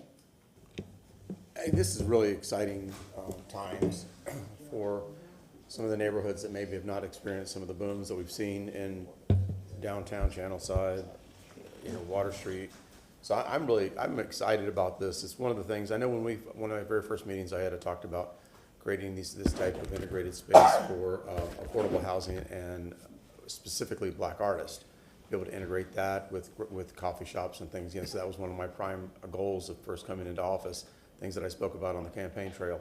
So I think that's really important. So I think as we look at that, my biggest concern, and we heard a lot of this in public comment, some of how we prioritize items in some of these neighborhoods, I don't want to necessarily be a catalyst for gentrification. So how do you balance the needs of the community without being a catalyst for gentrification? So I really like the idea of using that historical corridor we talked about. It was at 29th and Lake, you know, because it harkens back to it, and you know, a place that there was commerce and offices and all. I think that's really important. I really want to make sure that we have. I also like the idea of the multi-story housing to give it more of a Main Street feel, so that you have people, because that also brings that brings folks that are living there to be able to support whatever kind of businesses that we bring there. So I think going up and having housing and people living in and creating a little density along this area will also be a catalyst for being able to provide maybe more bus services, to be able to provide transportation options for folks. But of course, the number one thing is land acquisition. So, I mean, anything that we can do to support the CRA and the city of getting in there and doing that type of negotiation to acquire land, I'm all about Osborne land acquisition. I'm all about this acquisition. I think that these are the types of things, if you don't control the land, you don't control anything.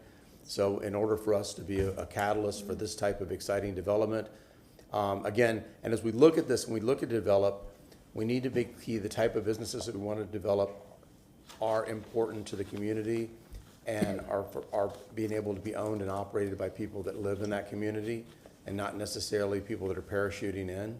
So that's where I love the idea of you know, incubator space for residents. I like the idea of, again, Black artists, being able to have attainable, affordable housing workspace for artists integrated as well, because it doesn't matter where you are, people like to be able to be around the arts, and to be able to have something that's focused on that community, I think would be very important and not available anywhere else.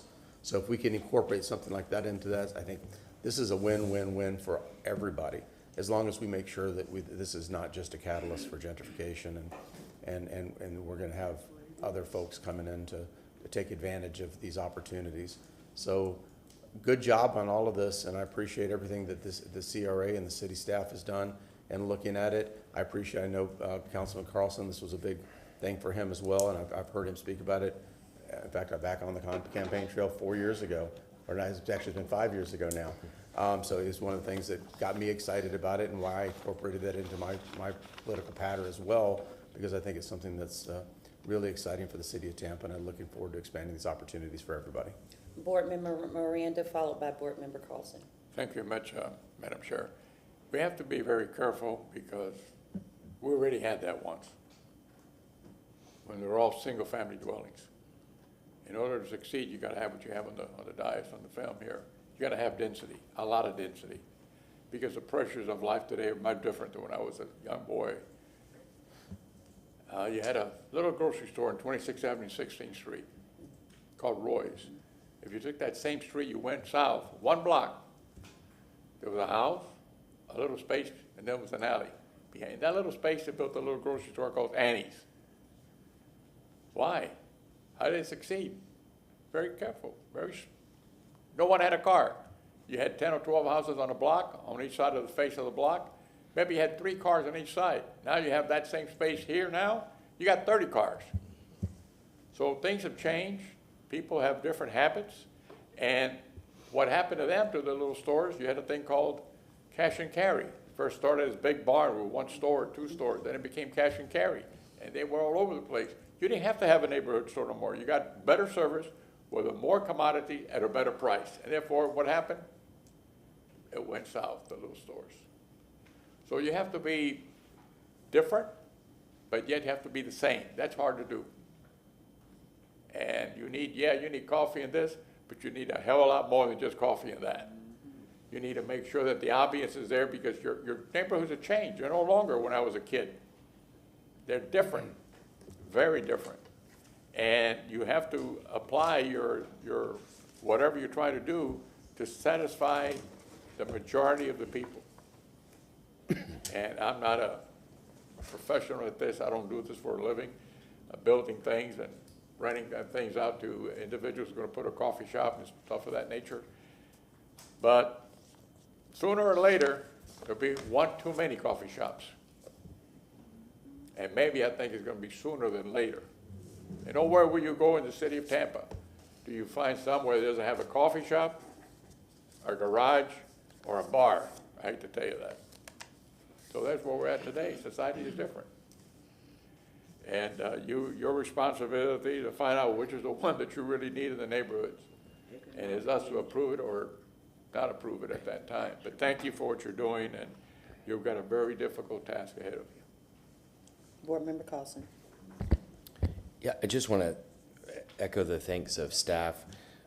CRA staff and city staff have been working really, really hard on this. And Elise is not here. I know he's been working hard on this as well. You know, as Stephen said, this is a planner's idea that has been around for a long time. The idea of this, can you all show this picture again that's on the screen?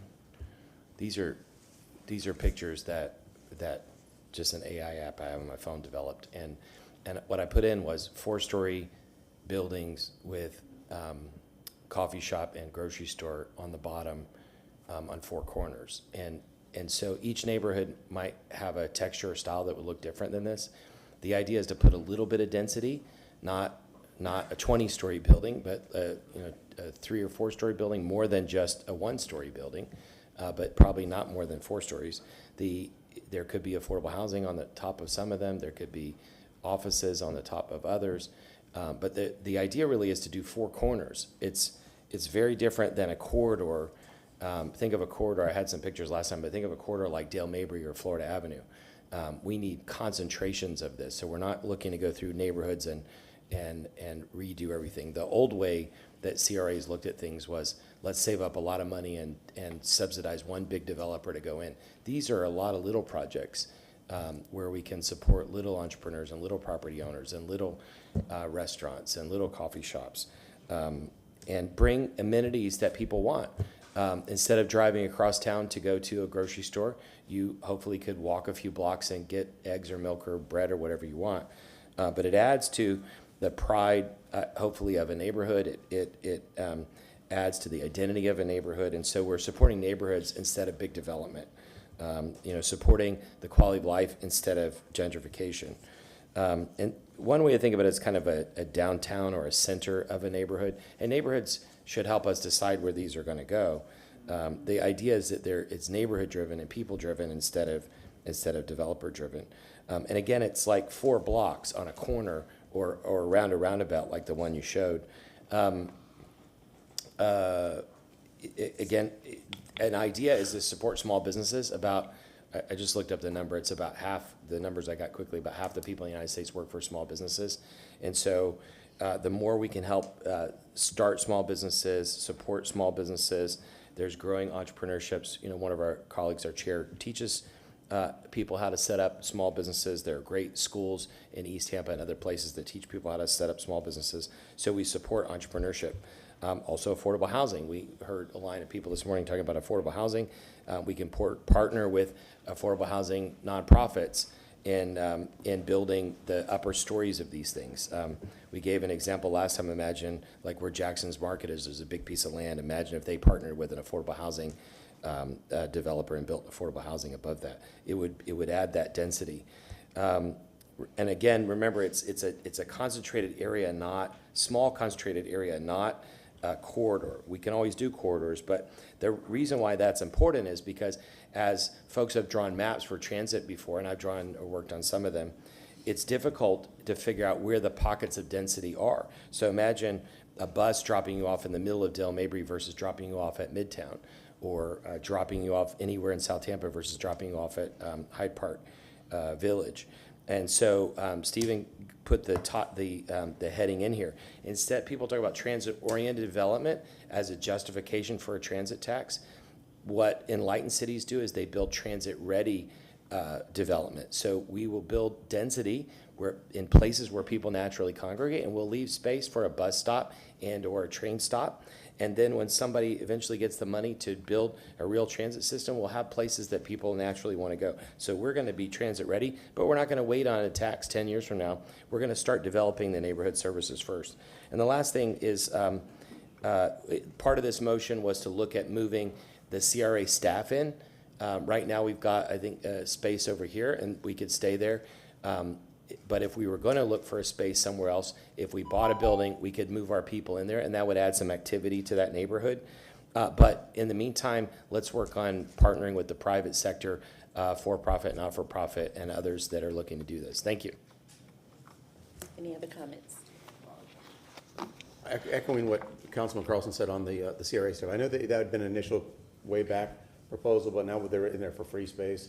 So I'd kind of like to take that off the table for now. Maybe we could revisit that sometime in the future, but so we don't have to continue to have that on the agenda about moving CRA staff to this thing, because I think this, if we do this well, I think we'll have tenants. You know, if it's doctors and dentists and, you know, there are people, services that people need in that community, and maybe some state agency services and stuff. But I think since the CRA is over there for free, can we just kind of take that off the agenda for now?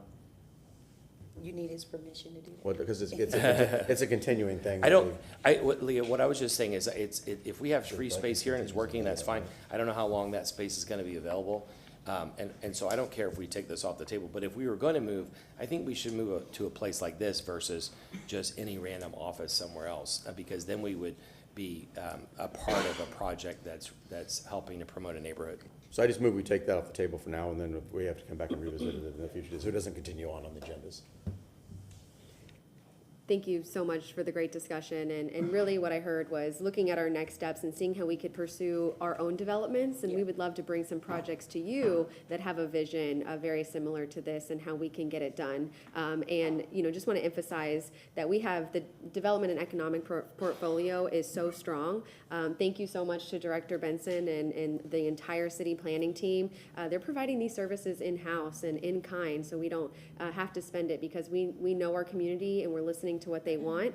Talk a little bit about the Osborne property later, but we also have a strong Director of Economic Development, and he understands this, and that's where we can really strengthen the partnerships that provide this programming, that come in and provide this technical assistant, doing retail assessments, seeing what the appropriate uses are for that neighborhood, and then also helping businesses incubate, accelerate, and scale up so they can beta test and we can make sure that they're successful.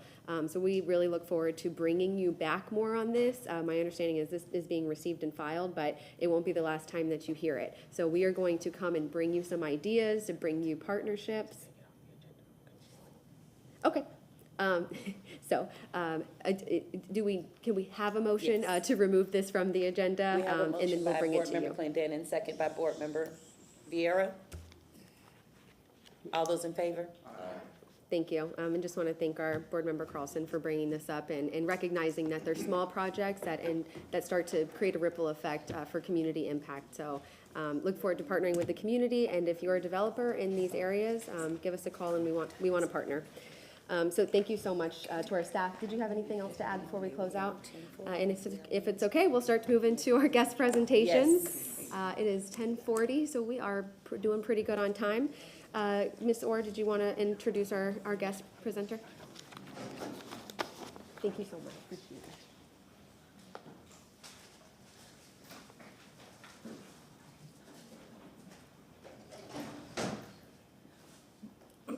Good morning again, Courtney Orr, CRA Development Manager. I have the pleasure right now of introducing representatives of the Florida Aquarium, which has been a 30-year cultural institution located in the Channel District. The Florida Aquarium President and CEO, Roger German, will present to you the sizable community and financial contributions made over time, including the significant investments the aquarium will make in the near future through expansion and renovation. Mr. German will conclude with a funding request to the CRA. And one last piece of information I'd like to include is that the Channel District CAC were presented the exact same presentation last week, and they unanimously supported the funding request that the aquarium made. Roger?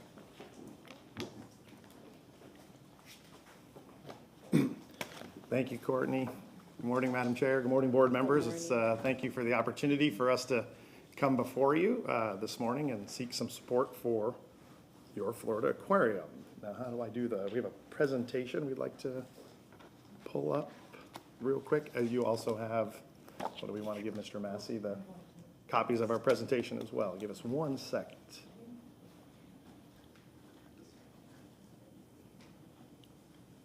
I'm trying to think where the PowerPoint.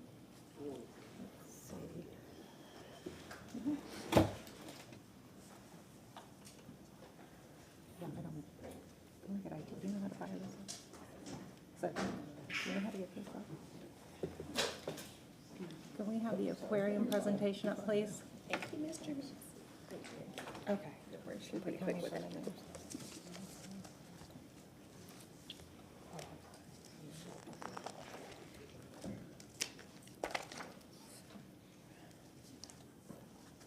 You ready to go? And then you just click it through here. Wonderful. Thank you. Fantastic. Thank you, Director Moody. Ms. Orr. So real quick, we'd like to start off this morning's presentation with just a quick video to let you know who the Florida Aquarium is. It's no secret that our oceans and our waterways are feeling the pressures from ocean temperature rise to marine debris and plastics. It is affecting the oceans and truly our way of life. The Florida Aquarium is stepping up to make sure we do our part to not only bring education and awareness to the challenges and the pressures that are put on our oceans and our waterways, but really bringing solutions to how we can turn the tide, how we can change that.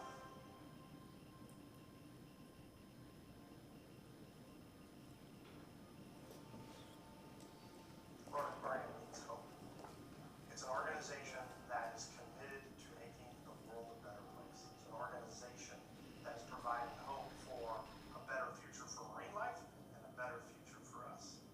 We have a purpose. We are saving marine wildlife and marine places. It takes all of us to come together and save marine wildlife. And over the last several years, the aquarium has experienced tremendous growth in every aspect, from a record number attendance to being able to expand our conservation programs, to be able to save more wildlife, to educate more kids, make a difference in the community that actually saves lives. On the business side, we also do play an important role from an economic standpoint. It means that we can do more work. It means we can give back to our community in other tangible ways. The Florida Aquarium is going to wake up every day, today, tomorrow, 10 years from now, 20 years from now, and make sure we are actively living our shared purpose every day. But that will be us rolling up our sleeves, growing conservation programs to meet the needs of today and meet the needs of tomorrow. That's going to come in the form of expanding our footprint to make sure we can engage more. So when you pull all of this together, we can change lives through our community and save the world.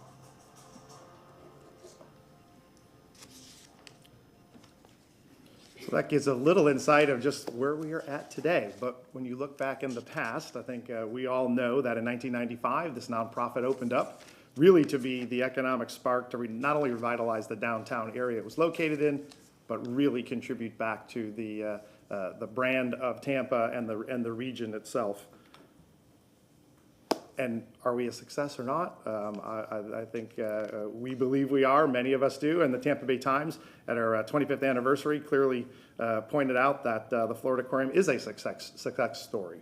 Matter of fact, yesterday there was also an editorial that, again, reiterated that the Florida Aquarium and the vision that those founders had back in the late 80s, early 90s is truly a success story for Tampa. Who are we? We are accredited by the Association of Zoos and Aquariums, the highest accreditation, but recently we were asked to join the World Association of Zoos and Aquariums. That's extremely important. That's a recognition of what our Florida Aquarium, your Florida Aquarium is doing on a global scale. We've earned American Humane Animal Welfare Certification. Very few organizations have earned that. It's one of the highest standards in the country. We're definitely recognized as one of the 10 best aquariums in the country. That's more of a recent recognition, and we're very proud of that. And the last thing I'll point out on this particular slide is we are one of 2 nonprofit cultural attractions in Tampa that have received Candid's Platinum Transparency Award. That is the highest award you can get for operational excellence, transparency, and stability and stewardship with funds. Who we are, we're a governance, we're a nonprofit, 34 business and community civic leaders, 8 members of our honorary board. And you're going to hear from our board chair a little later, John Curris, who's here. Florida Aquarium, we are an economic engine. I think there's no doubt to say that, again, living out from that 1995 dream to today. Last year's economic impact numbers were $275 million. That not only economically impacts the Channel District, the downtown district, but also the city and beyond. We've grown our attendance to over 1 million people. The investments we have made in the aquarium has brought 1 million people for the very first time to walk through our doors and get engaged with us. When this project is completed, we'll have put at least $85 million into the Channel District facility, which is our own funding. And lastly, I'll just point out real quick on this one, because you do have the deck in front of you, that we did make a commitment, our board made a commitment, our staff made a commitment to help grow annual spending with local and minority businesses. And as you can see, since 2021 through last year, we've increased our spending from $180,000 to $1 million annually. We're a conservation champion. You know all about our coral programs, you know about our sea turtle programs, but 2 things I'll point out here. One is a community mangrove restoration project that we just started. You know, mangroves are extremely important. They're to our environment, to our quality of life. And lastly, we roll up our sleeves. Our staff, our board, our community, our volunteers, and many corporate leaders roll up their sleeves. And last year we collected 2.5 tons of trash. Many of those in hard to find places in the water as our divers go in and clean up our waterways as well. School children, we're an education leader. 2 million school children have come through our doors since we opened. Our focus very much is on Title I schools, giving everybody an opportunity to not only visit but also to learn about environmental education, STEM education, and careers and beyond. I will also point out that we are the founding member of the Tampa Bay STEM Network, one of the nationally recognized STEM programs, and we are a leader in that area. Days of Discovery, we're one of the first autism-friendly cultural attractions here in Tampa. We do Days of Discovery. We are committed to, again, programs to allow folks and youth to come to the aquarium through partnerships. And then finally, I'll say, because the gentleman next to me was very instrumental in this, we have one of the first of its kind in the country, a robot that allows kids who are in the pediatric cancer ward at Tampa General Hospital to take a field trip at the Florida Aquarium. And what that robot does, rather than look into a view, the children can operate that robot. They can join their family, or they can join their school field trip, and they are in control of where they go, what they see, and how they interact with the groups that are visiting the aquarium. Community collaborator, again, to whom much is given, much is required, as my mom and dad taught me, so we want to make sure we are always giving back to the community. We started a program, a C-Track program, that brings folks from underserved communities and especially Tampa Parks and Recs. They come in for free. They get an opportunity to go underwater and challenge themselves to do things that they never, ever thought of. To date, we're coming up on our 2-year anniversary.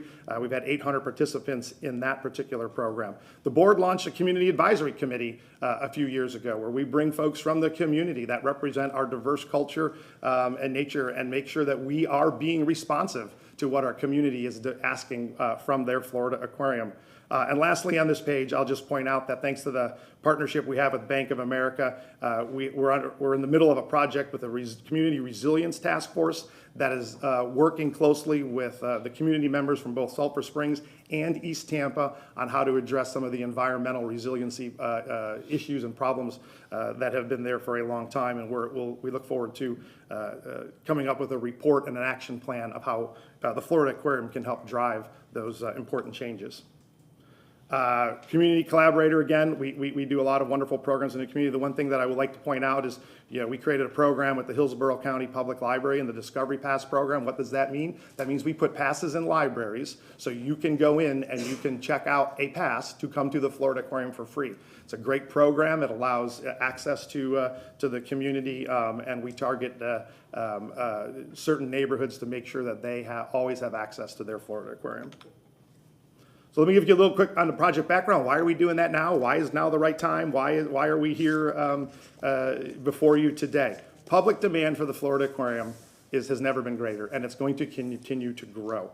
Again, last year we went over the 1 million mark for the first time. We know we need to have more space. We need to have more exhibits. We need to remain relevant. That also goes to the fact of remaining relevant is changing public expectations, both from residents as well as tourists, and they are looking for unique experiences that showcase charismatic animals. That's what you'll see here shortly.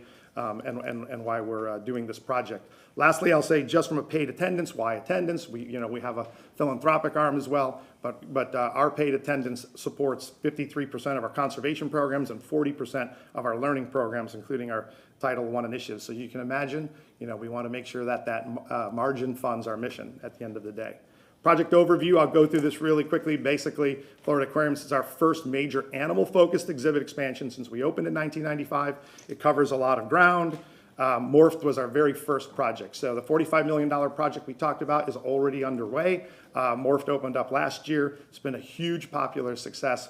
The point here in the Mosaic Exhibit Hall is every so many years we'll rotate exhibits so to remain relevant and fresh, tell new stories. But Morphed has kicked that off wonderfully.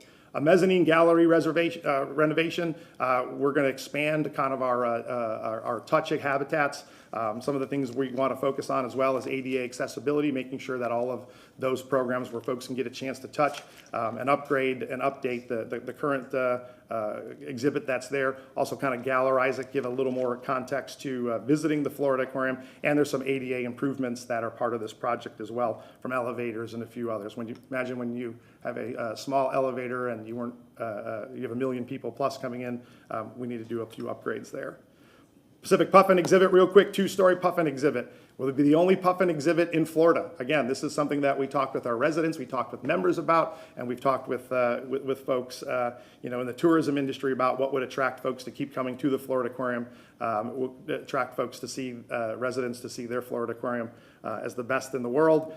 Thanks to the Yavinick family who have helped fund this and sponsor this exhibit. We know it's going to be a huge success. A sea lion habitat. We do have a leadership sponsor who will be announcing later this summer, which is great, a leadership gift, I should say, from a major corporation in town. We're super excited about that. 8 to 10 California sea lions, again, all state-of-the-art and ADA accessible and compliant. We will be the only ones that have California sea lions on public display in the west coast of Florida. Extremely, again, important, not only for the residents who are here who are looking for something unique, but it also helps drive tourism, especially to the Channel District and the downtown area as well. African penguin habitat. Our penguins are the most popular animals, and for a while they had normally been behind the scenes. We want to bring them in a large-scale fashion out to the front so the public can see them on every visit.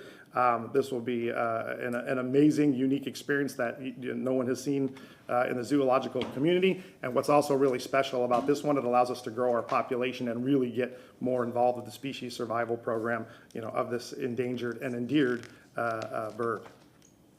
Project impact, just real quick, apologize for the formatting here, but in 2021, our baseline attendance, which had grown since 2017 by 50,000 people, we believe when this project is totally complete based on industry standards, benchmarks, and other things we've looked at, that we can confidently say that by the time the project's completed in 2026, that our organization and this community can count on 1 million people coming through our doors every day, and that will just go higher. Here's our capital campaign committee. It's chaired by Daryl Shaw, who we all know, many honorary committee members honorary members and committee members. I do have to say a miss here that and someone's in the room here. Tom and Lauren Pepin are also our committee members as well. They've joined us in our quest to build and complete this project. Finally, so let's talk about the request and why we are here today, and very thankful for you giving us this time. So it's a $45 million project. To date, we have raised $22 million. We have $22 million in the bank on a $45 million project. We're before you today to talk about a $15 million investment in the Florida Aquarium, and that will go to direct construction costs and infrastructure. So that obviously leaves also a deficit, as you see here, of $8 million. Our plan is to match every public dollar 2 to 1.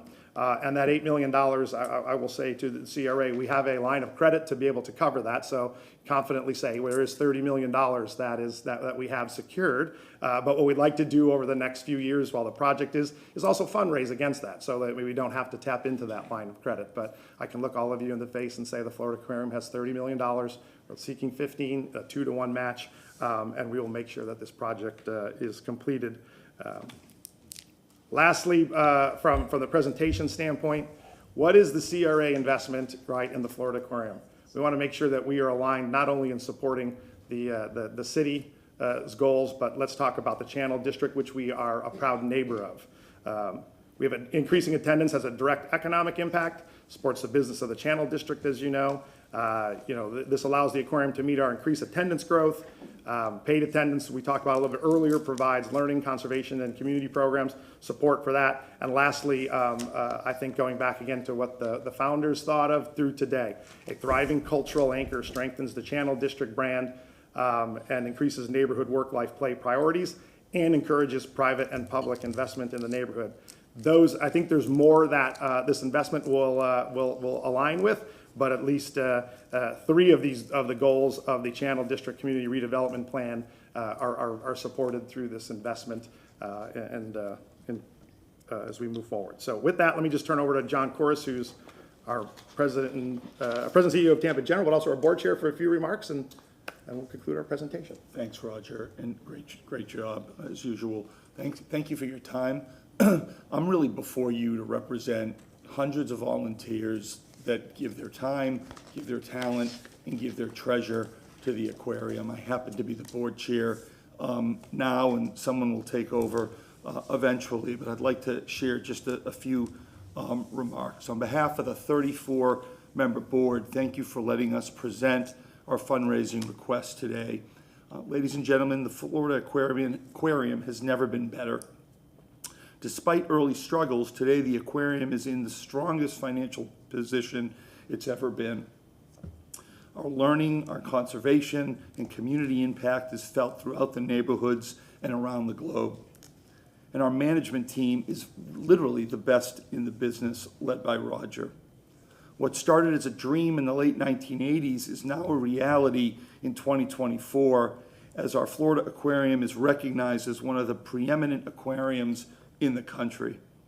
2 years ago, the board of directors unanimously supported the $45 million capital project you see before you today to meet the record-breaking needs of today, as well as set the aquarium in our city up for even greater success. 100% of our board has personally contributed to the capital campaign led by Darryl Shaw. As chairman, it's gratifying to know that Darryl is leading our effort, and I'm grateful for the unwavering financial support we've received through leadership gifts by the Vinnick family, the Furman family, the Barnett family, 2 corporations to be announced shortly, and many others. Nearly 1.1 million guests visited the Florida Aquarium in 2023, and we don't intend to slow down now. Our city, our region, our state, even the new medical district we are developing deserves a world-class aquarium, and this investment not only ensures that, but will greatly benefit our community for generations to come. This city, and all of you who have supported the aquarium over the years, should be very proud of what you have. I've had the opportunity through my career to travel not only all over the country, but to live in different places. Tampa is one of the best cities in the country, if not the world. It's things like the aquarium that contribute to its greatness and its resiliency. Your support is needed and it is appreciated. Thank you. And with that, Madam Chair, we conclude our presentation. Thank you. Board Member Clendenin, followed by Board Member Miranda. Well, and I can't be more excited about these new opportunities that are coming for the Florida Aquarium. I mean, what an incredible asset, and I thank my good friend and the Bulldog Mayor Sandy Friedman and Jim Furman for their contributions to this. When remembering how this came to pass and Sandy bulldozing this thing through against all the odds. People don't realize it wasn't a given that the aquarium was going to come to Tampa. That they were looking at many other places and many other spots, and at the time, if anybody that remembers where Water Street and the Channel side is now, it looked nothing like that back then. It was most of the properties adjacent to it were derelict. There were adult bookstores. There was talking about a slum and blight. It was the epitome of slum and blight and derelict warehouses that were underutilized or not utilized. So this is exciting, and it's a city asset that it's clearly it's showing its age and we need to reinvest.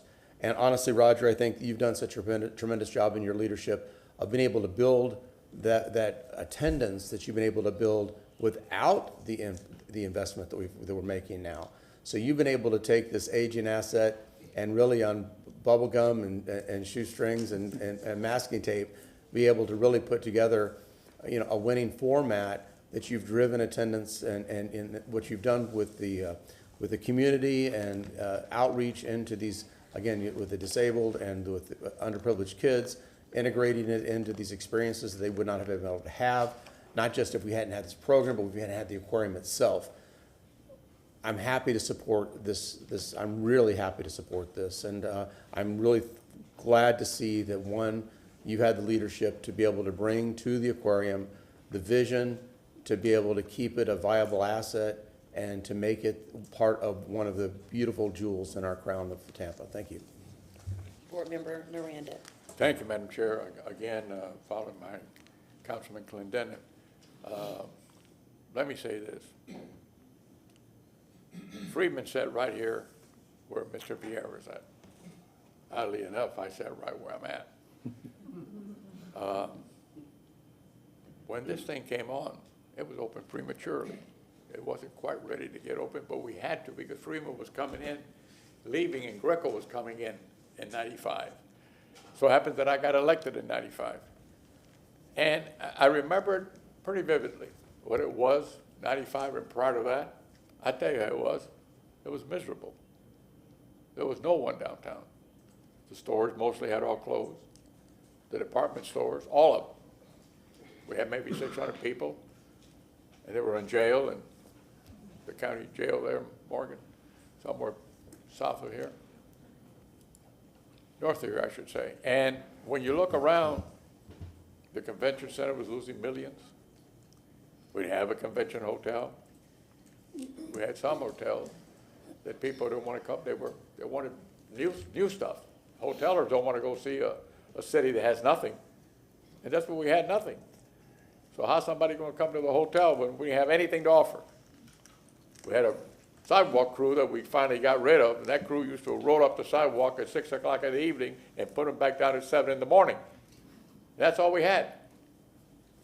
But through the visionary people that we had running the mayor's office prior to 95 and 95 on, things started to happen. First thing that happened was when Poe got elected, the development in downtown started little by little. There was no money then. In fact, the whole city budget was $300 million. You have $300 million now in police and fire. So I remember those days. And it wasn't pretty. You made a left-hand turn out of this parking lot. You didn't even have to look right. There was no cars coming, guaranteed. So you didn't run over anybody, because there was no one around. And you try to be realistic, but I hate to talk about my city the way it was, but that's the way it was. Finally, the Marriott came aboard with Greco's help, and things started to change. One hotel brings up, the other one says, what are they doing there? How come they haven't closed in 5 years? And the next one comes in, and it's like a domino effect. It starts multiplying. And that's what we have. In fact, your operation, Mr. Course, the Tampa General Hospital, prior to that, sometimes back, it was not the way it was run now. It was run by the county. Am I correct? That's correct. I remember what happened. I remember the vote that was taken. It was an argument for about 2 years who was going to take over the operation of the hotel. And thank God it went the way it did. It's a marvelous place, not only your meaning the Florida Aquarium and Tampa General Hospital. What they've done in the last 30 years is almost impossible. You're just as great doing what you've done here as what the president of the University of Tampa did, that's built 70 buildings, it's spent $1 billion in his 20-some years there. Mr. Vaughn did an unbelievable job. Individuals like that have to be recognized because they put everything on the line. It wasn't just striking out in a baseball game or missing a puck in a hockey game or missing a foul shot in a basketball game. You had to hit them all, and you've done them all. And we have to recognize that. There's nothing in the CRA that can't be done within that CRA, and this is one of them. and I'll tell you why. This CRA is going to end in 9 years, just east of us, I believe, if I'm correct, something like that, 9 years. So what happens then? Tell you what happens. You have something that will be built out that was never there before. Where your aquarium is at, or I should say where Florida Aquarium is at, it was as long as this building we're in, full of citrus nitrate. Oh, that's wonderful to have. It doesn't cause any health hazard, I'm sure. May I have another minute? Of course. Thank you. And what's happening, the transformation, further down you had a Coca-Cola plant with all the cans and bottles, and I love Coca-Cola, especially the Diet Coke. So what I'm saying is, next to that, you had, no interruption, please. What you had there was something that was a manufacturing plant. Then you had the banana docks, where the rats outnumbered the cats. They were that big. Then you had, what do you had on this side? Nothing more but bars and prostitution and stuff of that nature. In fact, we never called it anything but the draga in Spanish, like, don't go there, is what it meant. And because of things that have happened there, it's all been cleaned out. You have prosperity. You have the highest value of land in the city per square inch. So these things are happening, or one of them, I should say. We have many now. So what I'm saying is, you're to be commended, because at the end, when those 9 years are over, you're going to have something that's built out that wasn't there before, with a tax base coming where? All to the city at the end of 9 years. And the roads are not being paved by your money, only in your district, because that's what the CRAs are made for. The city of Tampa will pave the roads. We're starting already. I can see Howard Avenue being done from Columbus Drive, from Cypress south. There's been a whole neighborhood that's been, and bordering MacDill Avenue and Himes, all that's done to Kennedy Boulevard. I traveled through it the other day. So what I'm saying, it's going to get done. And thank you for what you've done. And I'm certainly going to support you, because you're putting in $2 to every $1 we're giving. Board Member Carlson, followed by Board Member Hurtak. Thank you. I've always been a supporter of the aquarium going back to the beginning. I want to echo the thanks to former Mayor Freeman and the others who were involved at the time. You all mentioned Jim Furman, others. You know, my colleague Tom Hall was involved in the early days, and he's given more than $1 million to the aquarium. And so it's in my DNA to support the aquarium. My kids, some of their best memories were at the aquarium. And so I always will support the aquarium. I don't support this proposal, and I'll go through a few reasons why. And by the way, I also want to thank John Curris, one of the probably the best CEO we've had at TGH, Ken Bruce, who's one of the leaders in the banking and finance industry, and there are other notable people in the room and people that have been very supportive in our community. And what I'm going to say is nothing to criticize them at all. It's just that I have to sit here as a fiduciary overseer of the public's money, and I wish this was a different project. When I first heard about this project was presented to me about a year ago, I had some concerns about it. I think I had one or two other conversations about it where I expressed my concerns. It's been months since I've heard anything from anyone. Nobody's tried to convince me or address any of the concerns that I was passing on from the community. So I assume there's at least 4 votes, maybe 6. But I think that something like this, it's important for this big investment that the community buy in, besides just the people that participate in the aquarium. When it was presented to me originally, there was an idea that the aquarium should get their share of funding because other cultural assets have been funded. And I explained there's no share, there's no fund. What happened is during COVID, just post-COVID, we saw that the arts groups were doing very badly. They were losing money, and we needed to stimulate the economy in downtown. We need to stimulate activity in downtown, and so we made major investments in those groups. But that was a period of time just post-COVID. Now we're in a different period where the economy went through a little bump, and now it's suffering. People are suffering. Inflation has really hurt folks, and we need to look carefully about how we spend money. Also, the arts, there's a very direct link between the arts and the innovation and tech economy. There are some economic benefits of the aquarium, but not like not to the extent like the arts. By the way, I don't buy into any economic impact studies just because of the way they're done and multipliers and things like that. There are impacts. Obviously, the Aquarium was the center of an area that needed to be redeveloped, and it was the catalyst for doing that. But if you look at the funding, when we proposed a 25% match for the Straz Center 2 or 3 years ago, the mayor came out publicly, tried to stop it, paused it for a month, criticized it openly, hurt their fundraising efforts by criticizing it. And that was 25%. This is 33%. And I'm surprised that mayor hasn't criticized this percentage as being a lot. The number isn't as high, but the percentage is higher. There's also concerns about the port. In the conversations I had, we talked about the port, and there was the implication by the people I met with that the port was encroaching on the aquarium. And I had to remind them that the cruise terminals were there before the aquarium. And in fact, the port has documents that say that one of the reasons they supported the aquarium originally was that it would be additive to the port. There are folks that want to tear out the port and the cruise industry to build condos, which will send money to out-of-state people and support low-paying jobs. We need to keep the port, and the aquarium needs to learn to work with the port, and I don't see a sign of that. Also, we've had many people in the public say, why are you funding housing for sea lions instead of people? I agree with that. We need to invest more in affordable housing. I wish we could move the money out and spend it somewhere else besides Channel District, but we need to spend money on affordable housing, and that would be a better expenditure. We also have people that need roads, and Councilmember Miranda or Board Member Miranda mentioned this.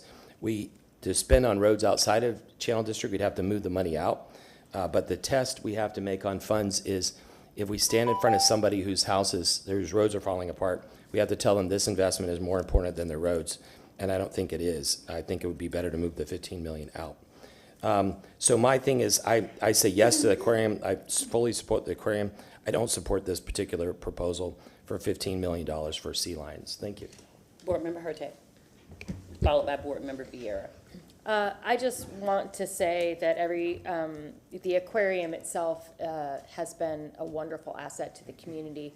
I'm particularly impressed every time I go there and every time we talk about the programs that you're doing for children, and focused, especially as a former Title I teacher, focusing on those kids to get the experience that they wouldn't have otherwise. I love, oftentimes when we talk about city assets, it's what can we do to give back to make sure people can reach those assets. And I really love the way that you are doing this program of tickets in libraries, just really making things accessible for people who wouldn't normally get a chance to go. I think that is part of our mission as a city, to make sure that as we have these cultural assets, we make them accessible to folks, and I think you've done a really good job at that, and I know you're going to continue to grow that. I wholeheartedly support this ask, because we have worked with our other institutions, cultural institutions, and have helped to build them up. And 1995 was 30 years ago. It's been a long time. The aquarium does need some renovation work. I mean, we've all been there. It's a wonderful asset, but it needs some freshening up. It needs some new life, and I believe that this is warranted. It's a 2-to-1 match. This is one of the stronger matches I've seen come in, and again, for me, it's the commitment to the community that really speaks to me, and I'm very happy to support this. I'm excited to see what comes of it. I know it'll be nothing but more excitement and more ability. I mean, for tourists for sure, but really for locals, making sure that everybody here gets a chance to learn about what is so important to us is the water. And so you're not only, when you're at the aquarium, it's not just about what lives in the water, but you actually talk about the water itself and making sure and maintaining that we are keeping our waterways clean. You don't just go out and do the work, which you do, that's a lot of work, but you're also, educating the public about that. And that's something that is incredibly important as we, expand our offerings for the Riverwalk. We're going to be doing the West Riverwalk. As we get more people on the water and near the water, how do we make sure that they keep the health of the water in their thoughts? So I really appreciate this presentation, and I'm happy to support it. Board Member Vieira. Thank you very much. I appreciate the presentation as well and everything that everyone has said, including members of the public who came out for this. One of the things in speaking to our friends at the Aquarium about this that I mentioned to you, Mr. German, was that the things that you're highlighting right now aren't things that you're doing for this ask. You're not like, hey, let's get together and let's find some efforts for kids with disabilities, and let's get some veterans, and let's talk about Sulphur Springs, whatever. You've been doing that for a long time. I'm very involved in the community of people with disabilities because of my brother, and I know that the Florida Aquarium is always like a go-to for a lot of institutions, especially with autism. For sensory-friendly issues, I see Mr. Pepin in the audience. I'd be remiss if I didn't mention him. When it comes to efforts for people with intellectual disabilities, the name Pepin in Tampa for families raising kids with disabilities is a real godsend. So I'd be remiss if I didn't mention him and his wonderful family. But when it comes to the Florida Aquarium, we also work with disabilities. It's always amazing. My hat's always been off to that. It's virtually every group helping out folks with disabilities goes to the Florida Aquarium. I've reached out to y'all with specific families and whatnot. Y'all have always had an open heart. And again, long before any of this stuff came around, right? There's a saying, you got to be the same person on Saturday night as you are on Sunday morning. And that's y'all, okay? Y'all always do it right, especially for people with disabilities. I see the letter from Toba. Mr. Ransom's here. That's amazing. We've had a lot of folks come to us for money from the CRA. I've never heard Toba, different organizations that promote equity and diversity and pluralism and contracting going, they've worked with us. They've worked with us for years past this because they're doing the right thing. Again, they're doing the right thing even well before the ask was ever conceived. I think that's remarkable. Now, a lot of things have come before our CRA board. I've had some things that I support. I've had some things that I don't support. You take the Museum of Art. First $15 million, I said, sure, that's fine, let's do it. Next $10 million, I said, no, not gonna stretch that double to a home run. That's fine, God bless you, but not gonna happen. The Tampa Theater, glad to do that. Wonderful, wonderful, a reasonable ask, right? A reasonable ask. This I'll be gladly supporting. The Strass Center, Councilman Carlson talked about the Strass Center. I voted against that. $25 million from the downtown CRA that would ultimately take up 40% of the CRA, the downtown CRA's budget. What CRA you're talking about is kind of getting in the weeds here, but it's very, very important. If you're talking about the downtown CRA, that's something that theoretically we can cap, right? In 2000, we voted 4-3 to pass forward capping of the downtown CRA. We didn't vote on it again for 3.5 years. Then unfortunately got voted down 4-3 in City Council. I voted for that. Councilman Carlson and Maniscalco voted for it. Fine, we'll see what happens in the future. But the downtown CRA you can cap, right? So when you talk about the Strass Center from $15 to $25 million, for example, to me that test is right, which is, are you gonna stand in front of someone's door on Howard, on North Boulevard, on 30th, and go, hey, listen, we're gonna spend that money here as opposed to your street? That is a right test.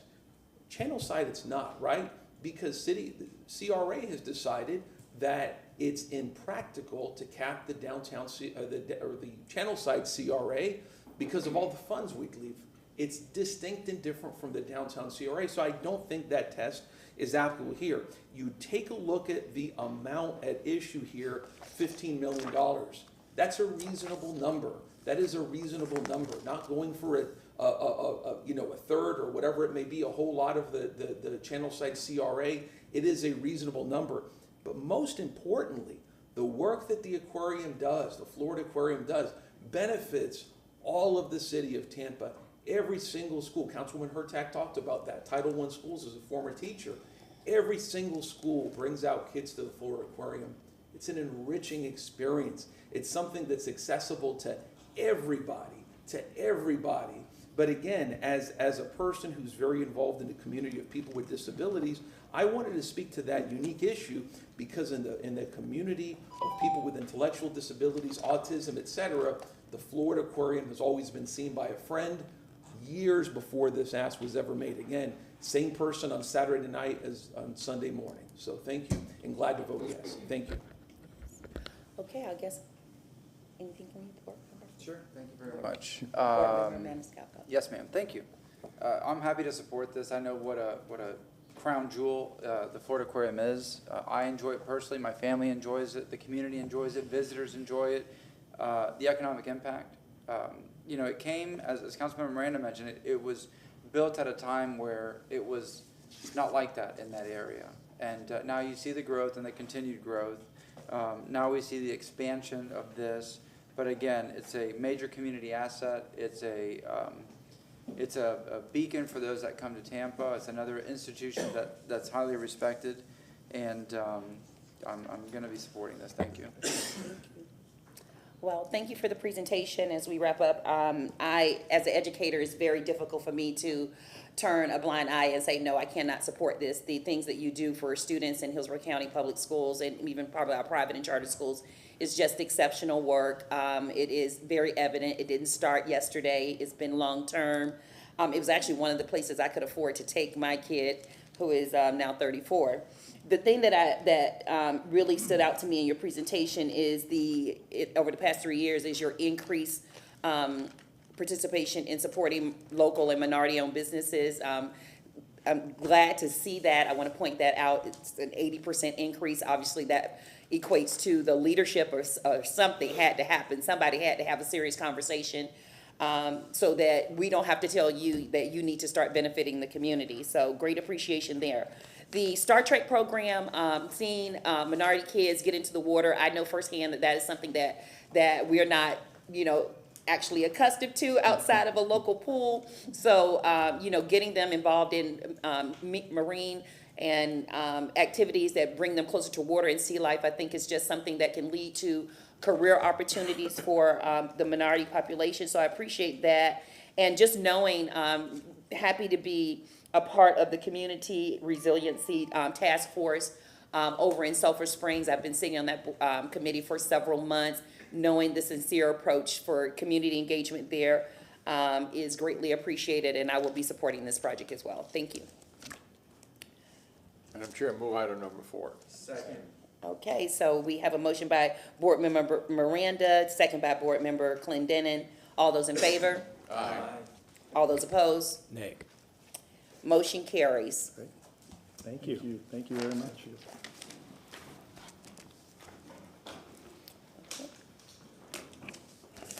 Just to make sure the board is aware that the grant will be memorialized in a grant funding agreement, which will come back to the board. Yes. Either at the next meeting or the meeting after. Yeah.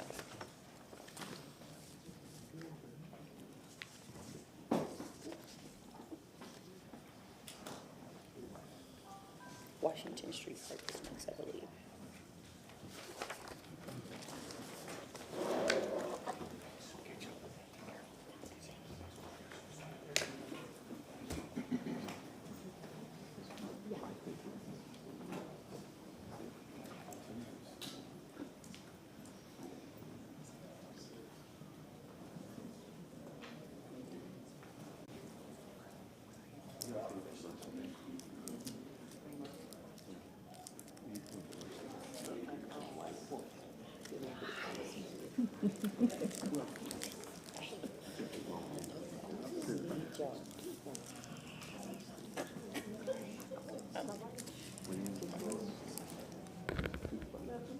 Okay to start? Go ahead. Okay, good morning again. Yes, we're still morning. Courtney Orr, CRA Development Manager. I'm happy to introduce to you representatives of our partner from Dix Height. They were who led the who led the identification of a community vision and conceptual design of Washington Street Park located at the corner of 12th and Washington Streets. The project team led a robust community outreach effort during its phased work approach, of which they'll explain to you during the presentation. They will be showing you also the final parks conceptual design. So there is nothing like the last presentation that we're asking from you. We are just wanting you to be excited with us for the work that we put forward to work with the community, the Channel District CAC, Parks, the city's Parks and Recreation Department. So it was a very collective, robust engagement process, and we're just happy to share with you what it is that we've arrived at. And here today I have Hannah Plate from Dix Height, who's going to give the presentation.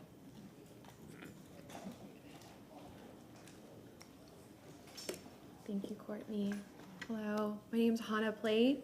I'm a landscape architect with Dix Height. Have a couple of our team members behind me in the audience.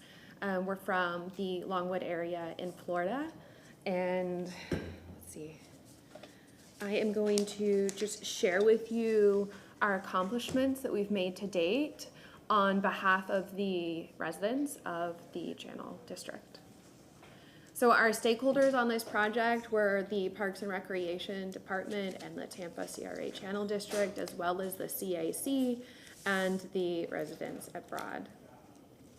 Our deliverables that we were asked to do on this project included public engagement. So we had multiple different outreach opportunities, establishing a community vision for the park itself, and ultimately designing a concept and a design criteria package. And I wanted to just really clearly communicate that the design criteria package only takes this to about a 30% level of completion, at which point it then goes back to the City Parks and Rec, and it needs to get rebid out for construction and being built. Our project was, we phased it over 3 different key phases. We've been about, I think, 6 months into the process now. We concluded conceptual design in February, and we are looking to start design development, so those 30% drawings that I mentioned, in March, April, May, and June. We've had monthly CAC meetings, so we've been really active with that group and communicating the process all along. We've had 2 opportunities to work with the residents and the public where we've hosted engagement meetings at the park for several hours. Our strategy around the public engagement really had 2 key points. We kept it grassroots. We wanted to increase community ownership and support, so we leveraged existing platforms that were already in place through the CAC and our CRA members. And then we communicated early and often. We really wanted to build trust, transparency, and get as many people involved as possible in the process.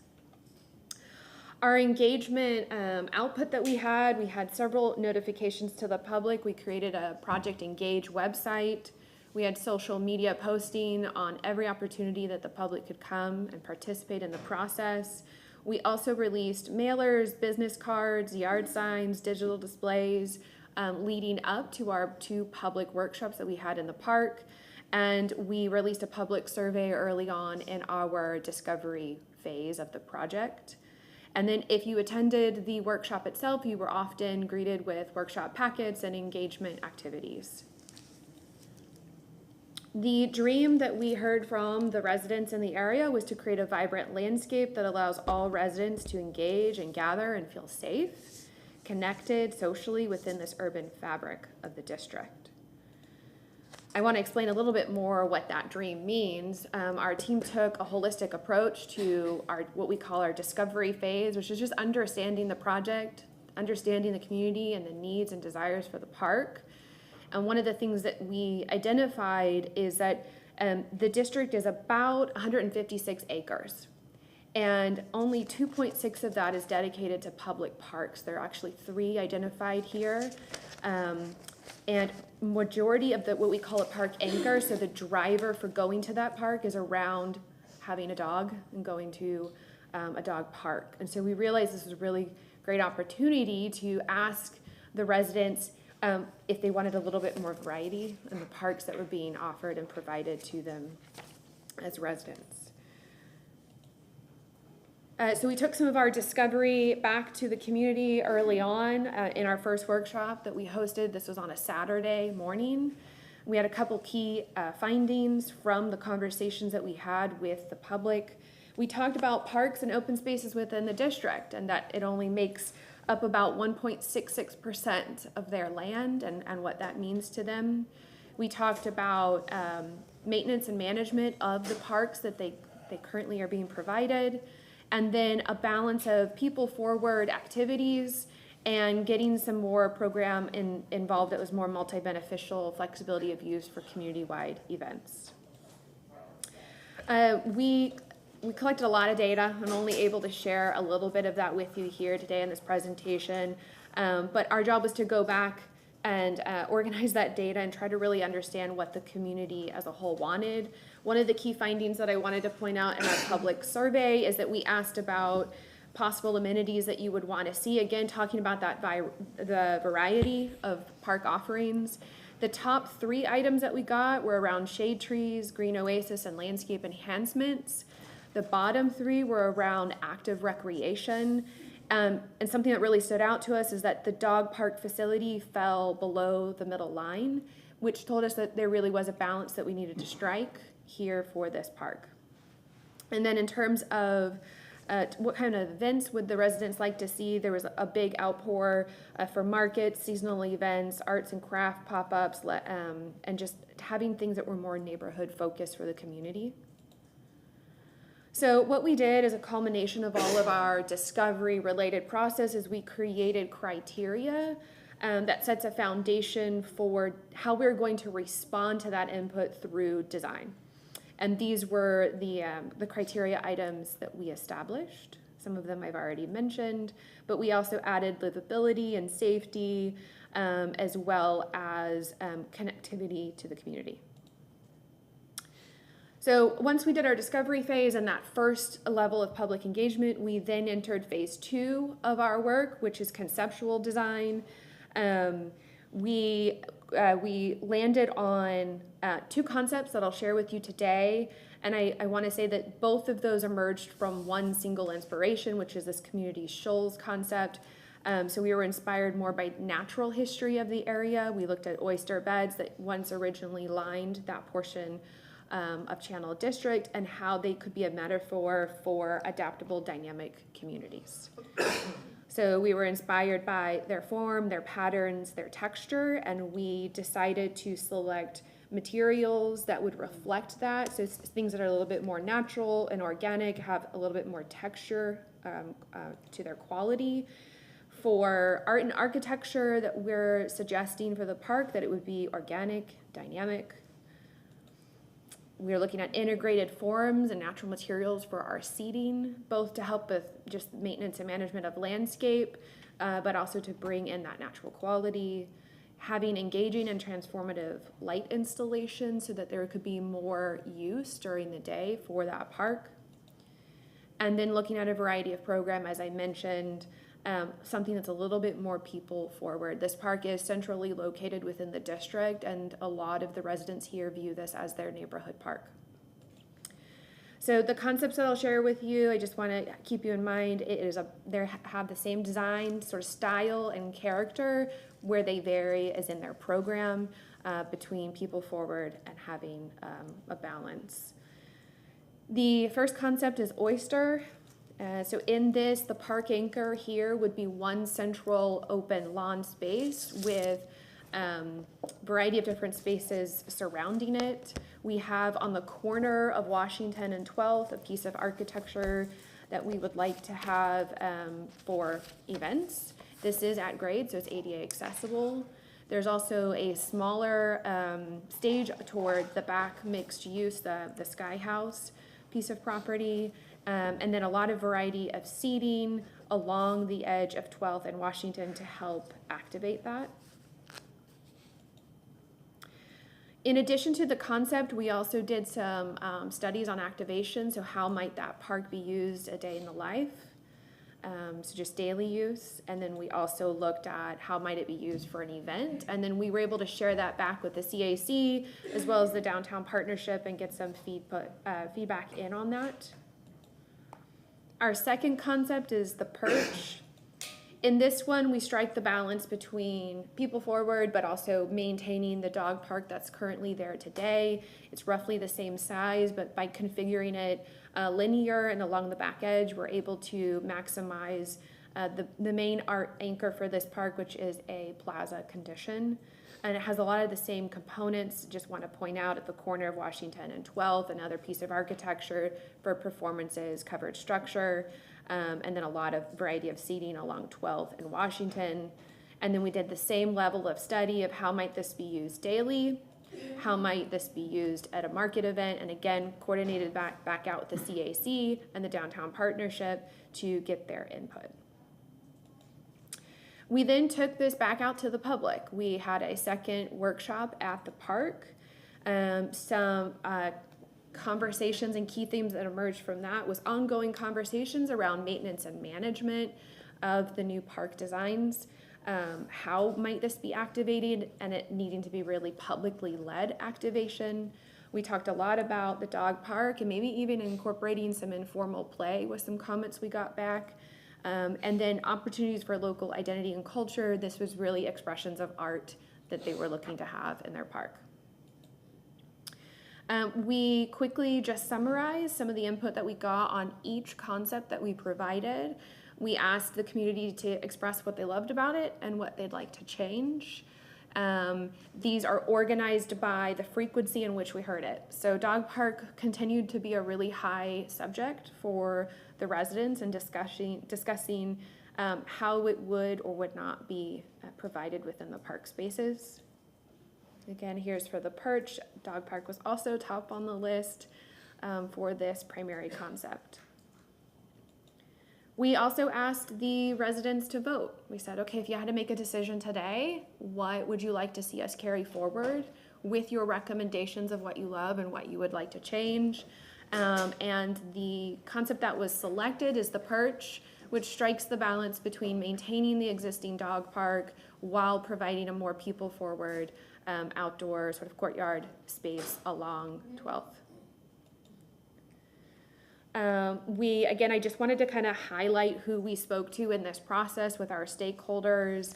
We got to carry this forward to the Downtown Partnership, the Design Hub, the CRA board today in front of you.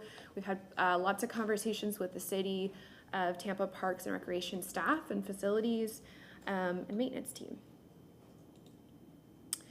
Our next step is to go into that phase 3, which is creating those 30% level design development plans that then we then hand back off to the city.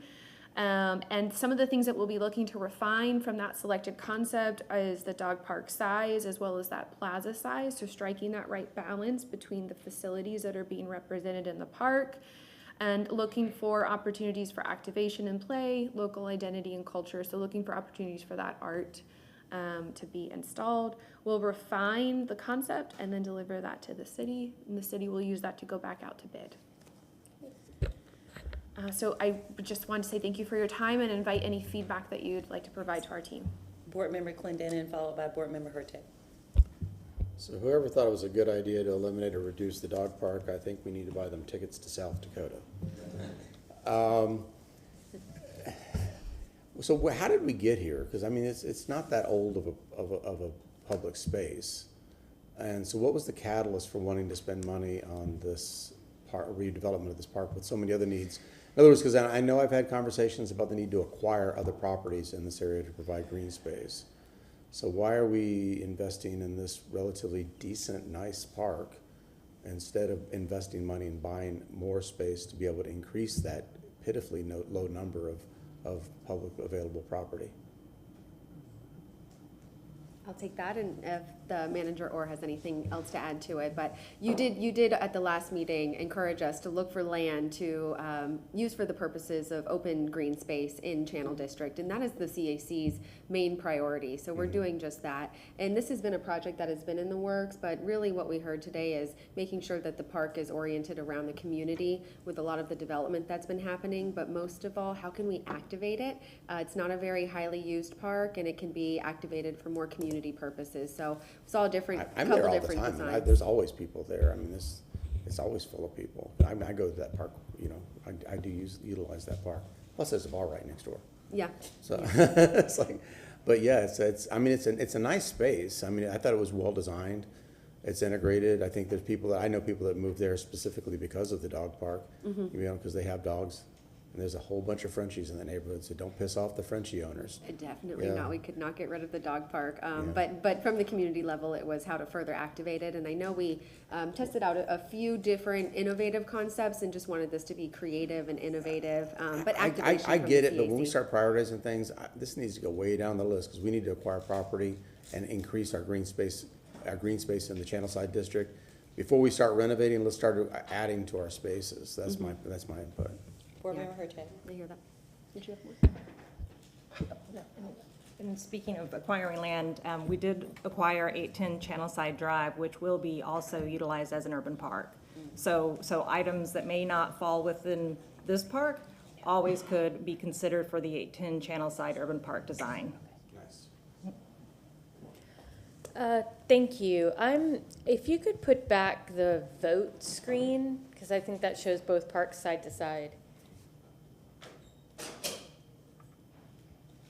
33. Thank you.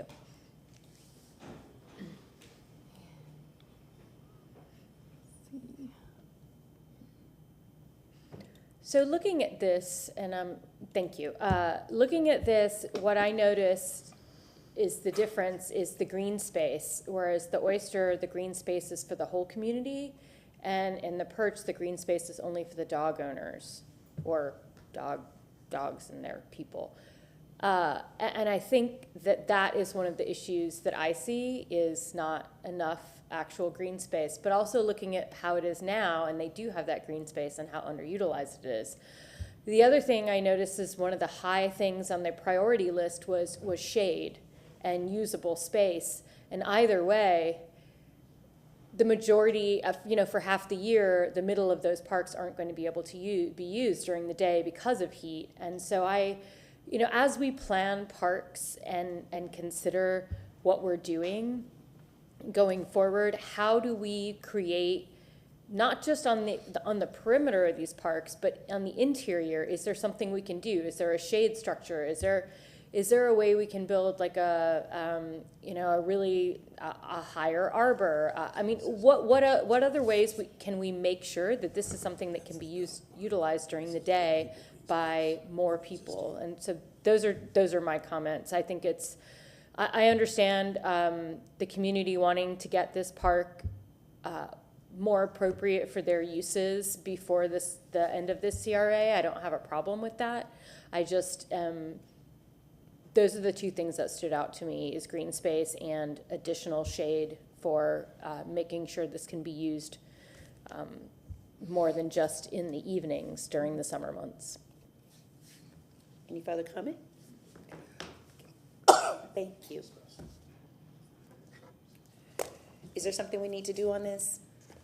There is no action required from the board. We just wanted to bring this to your attention, and I really do appreciate the feedback. It's always helpful, and that's why we wanted to present it, to get the board feedback in addition to the community feedback. And Channel District is amazing, looking for projects, and just wanted to point out that we can do both. We can redevelop the current parks there, and we're aggressively looking for land and, of course, acquiring land. So we'll be pursuing 810 Channel Side, and then hopefully bringing some acquisitions here to you soon. So we can do it all. We have 10 years. We're really looking at making it all happen quickly. Board Member Hurtak again. Thank you. Sorry, one more thing. Of course. I do notice that the Perch is a lot more palm trees. No to palm trees. I watched the tree presentation. I know, for but I council. have to mention it every single time. Shade. People are asking for shade. Yes. That is what we are seeing going forward. We're really going to need it. I mean, today, it's early May, and it's going to be what? 90 94 today? Yes. So we really, really need to focus on shade structures and ways that people can utilize the outdoors. Because this area, you're right, doesn't have a lot of green space, and we really want people to use this space, so no palm trees. Board Member Clendenin. Yeah, I mean, in the existing park, they have a lot of turf. Actually, the majority of this park is turf, That's right. but there's no shade. And that is exactly it, because I mean, there's a huge segment available for people purposes, but it's broiling hot. You know, that it's the dog parks over here, and then that huge area of green space for people and the existing conditions. It just doesn't have shade. So which makes it very difficult to utilize. Nobody's gonna throw a blanket out and bake in the sun unless they wanna bake in the sun. Yeah, there you go. Yeah, that's right. And I mean, you have me thinking of, you know, water features and access to water fountains, making sure dogs stay hydrated as well, because, you know, they can get dehydrated as well. And then also, just to echo that, we also have the urban heat study going on in East Tampa, so we're focused on that in the other districts. And then I'm also thinking of our progress with Salsina's Park in West Tampa, and I know they've prioritized shade. So we receive your great feedback, and we'll keep it at the forefront. Thank you. So that ends today's presentation around the Washington Street Park. No formal action is needed, and we can move forward so we have the Tampa Theater, we have the Cross Bay Ferry with their annual report, and then we did pull item 21 for discussion. Would you like to move forward with presentations? How would you like to? Okay, great. Well, then we'll just keep it moving in order, and I'll pass it off to Manager Orr again to introduce the Tampa Theater and the great work that they've done and some exciting news to share with you today. Oh, yeah.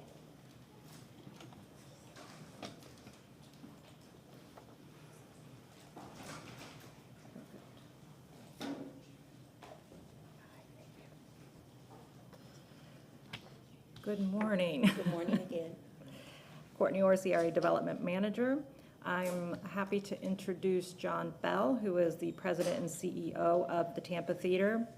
Those restorations, of which the CRA is helping to fund, is well underway, and there is a celebration coming at the end of this month that I'm sure Mr. Bell will be announcing within his presentation. And if it is okay with you, number 8 is related to the film camp, and so we would like to condense that the presentations of the theater and the film camp run back to back. And then John will introduce Jill for that part of the presentation.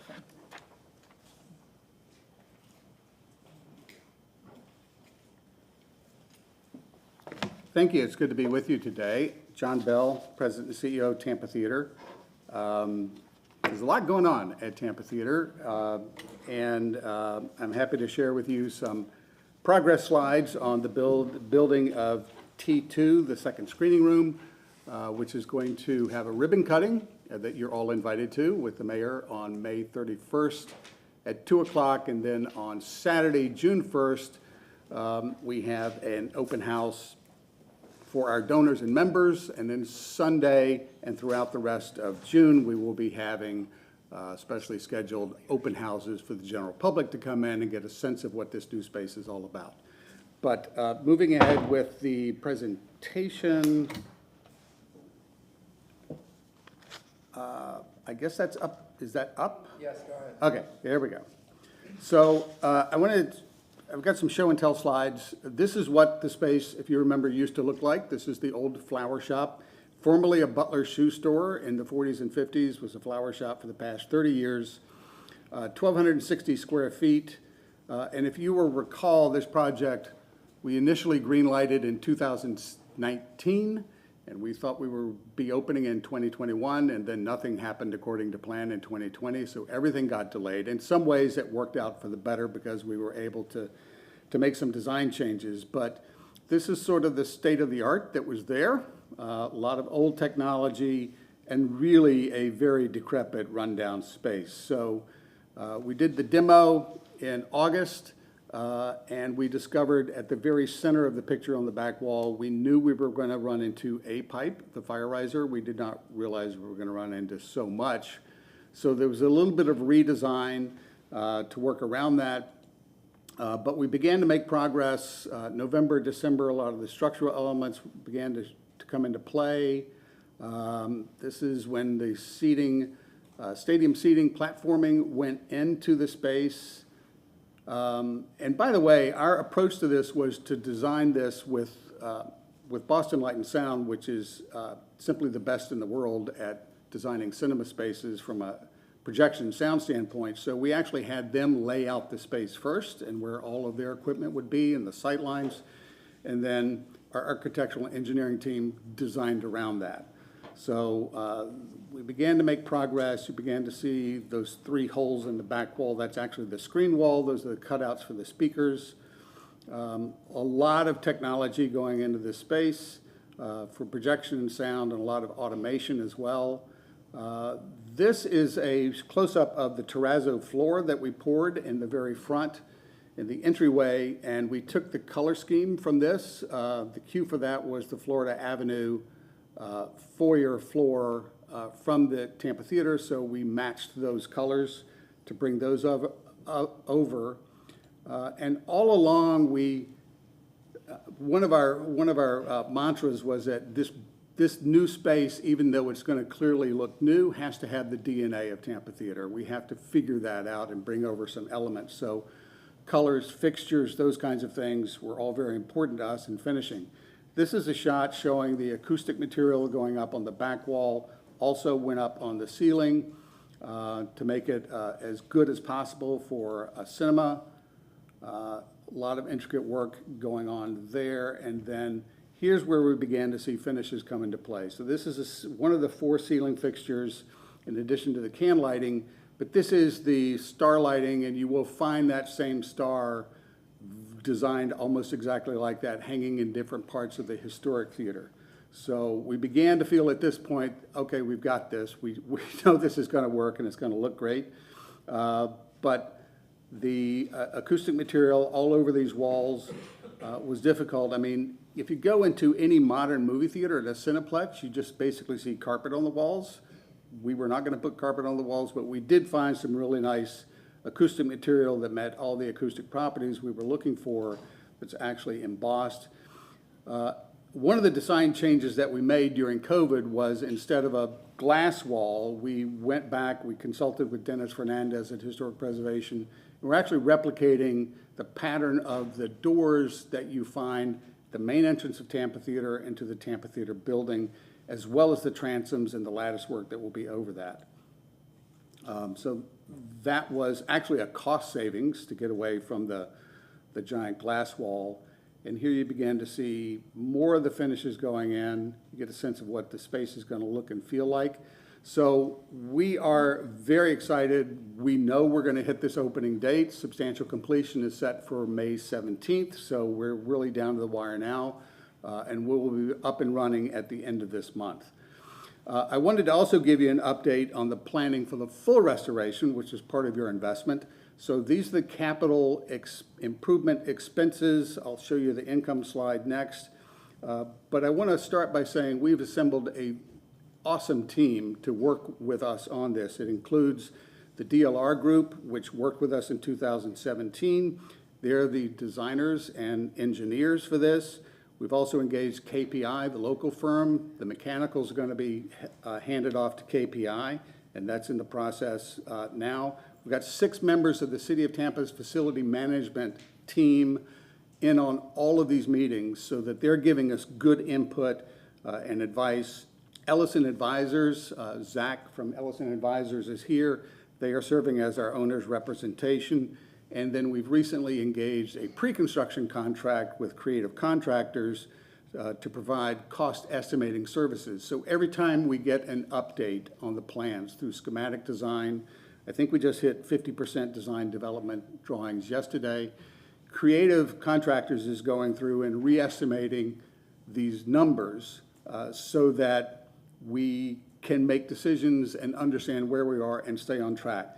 So on this particular slide, you'll see the construction cost estimate of $16 million, the auditorium paint and plaster restoration, which is a specialty, is 1.6, and then the alternates that you see there are 3.1 million.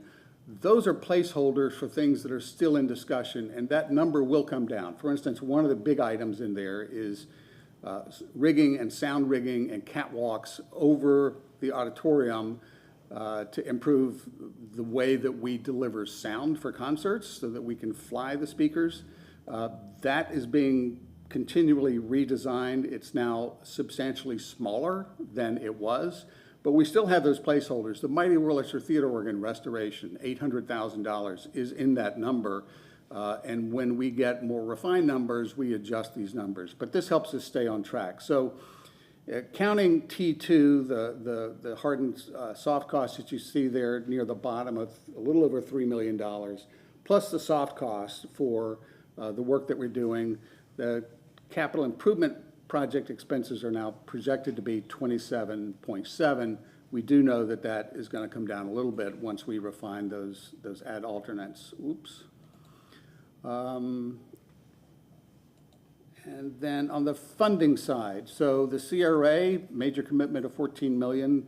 We've identified others, grants and private sector gifts to date that are confirmed and in of 16.9. So that puts us around 17 million. We feel very good about these applications that are in process. The county, state of Florida, a couple of historic resources grants coming in the next couple of years. Save America's Treasures. So we're confident about that 4.2. And then the funding gap to be identified is 6.6. We are pursuing federal historic preservation tax credits, which we believe at a minimum will net us about $2 million. And then some foundation support, and the private sector individual donors are at 4.5. So that's where we're on funding. We're very confident we're going to meet this schedule. And by the way, if you'll recall, we had said we wanted to have this completed in time for the building's 100th anniversary so we could present the Tampa Theater fully restored to the community in the fall of 2026. When it turns 100, and we do have a schedule that we monitor every week, and so far we're still on track. So we'll be finishing up design development this summer, and then we'll get into early GMP procurement for some time in 24 and into 25. Construction documents should be completed late this year. We go through permitting, and then we've got the sequencing of the work. So it's a lot of work on the Florida Avenue side of the building, as well as the auditorium.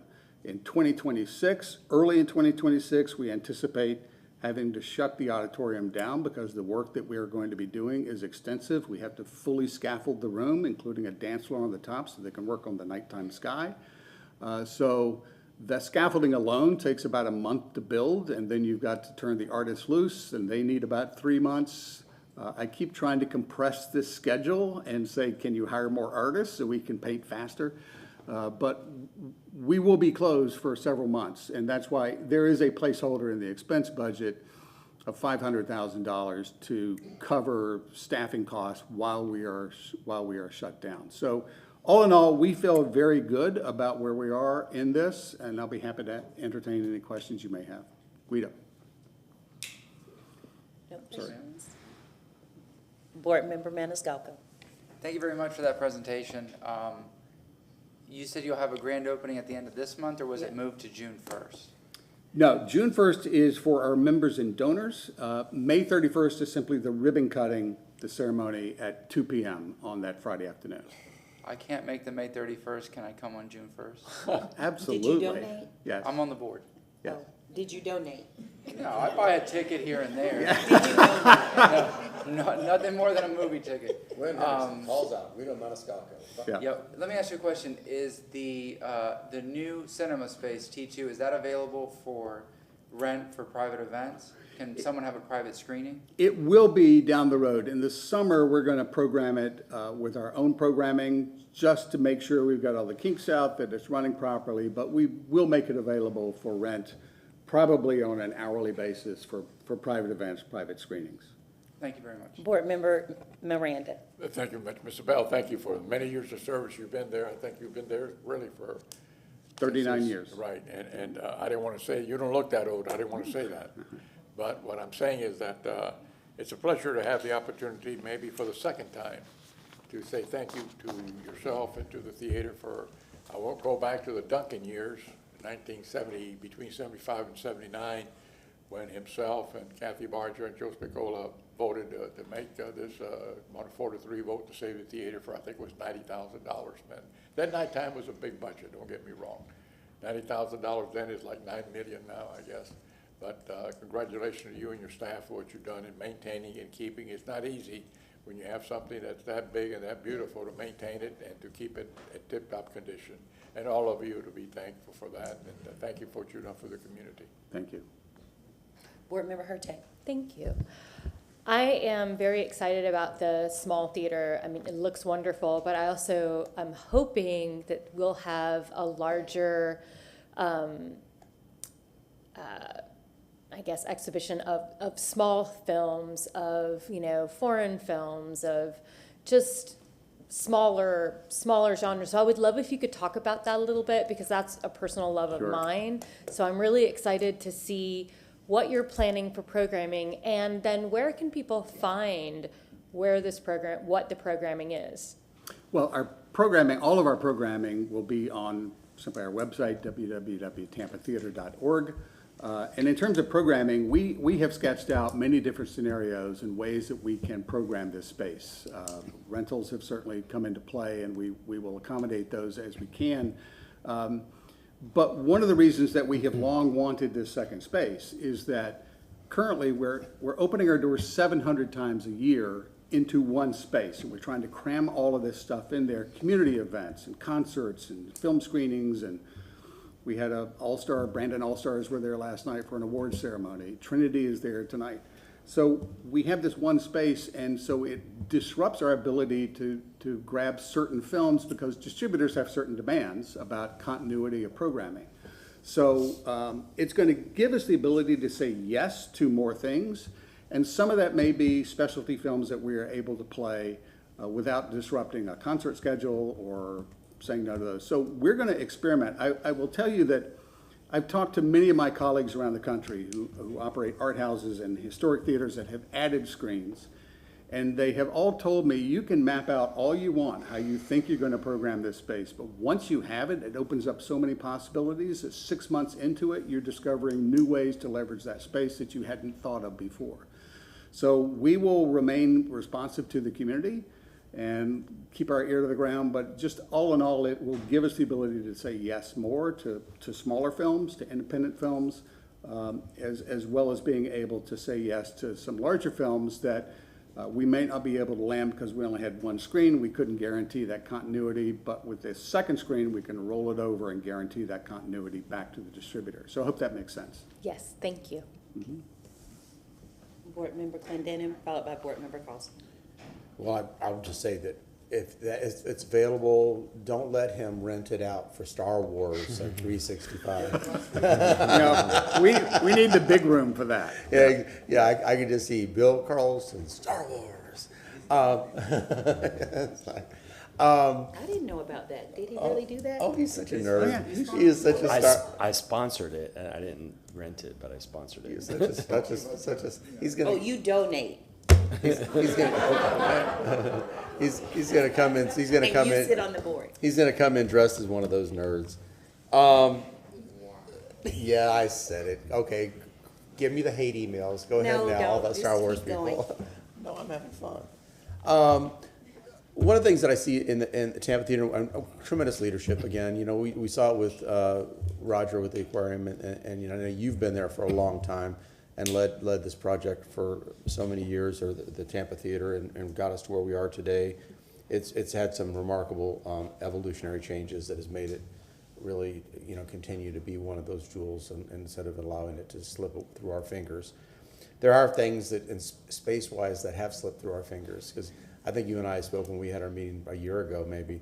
I would really love to see access to more space for Tampa Theater, because I think there's educational opportunities that we're missing out. Having this as a city-owned asset, if we could have, you know, if we could have instructional classes, and I mean, now especially with the T2 and, you know, the main theater and all the things that you all do, the sky's the limit. It would be a great cultural asset.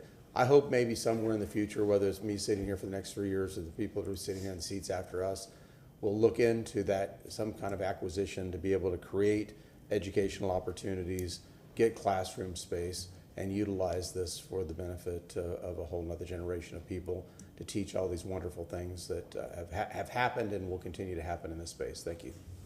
May I interject in response to that? Actually, in the planning for the full restoration, we've got a couple of opportunities that address just that. So on the Florida Avenue side of the building, there's a little 3-story building. And the master plan that was submitted when we made our request for the CRA funding included adding a 4th floor. And that fourth floor now, and the programming of that space has now evolved into a creative lab. It's not going to be particularly big, but it will be able to hold classes of about 24 to 25 people. For educational programming, we envision summer camp sessions being moved into there.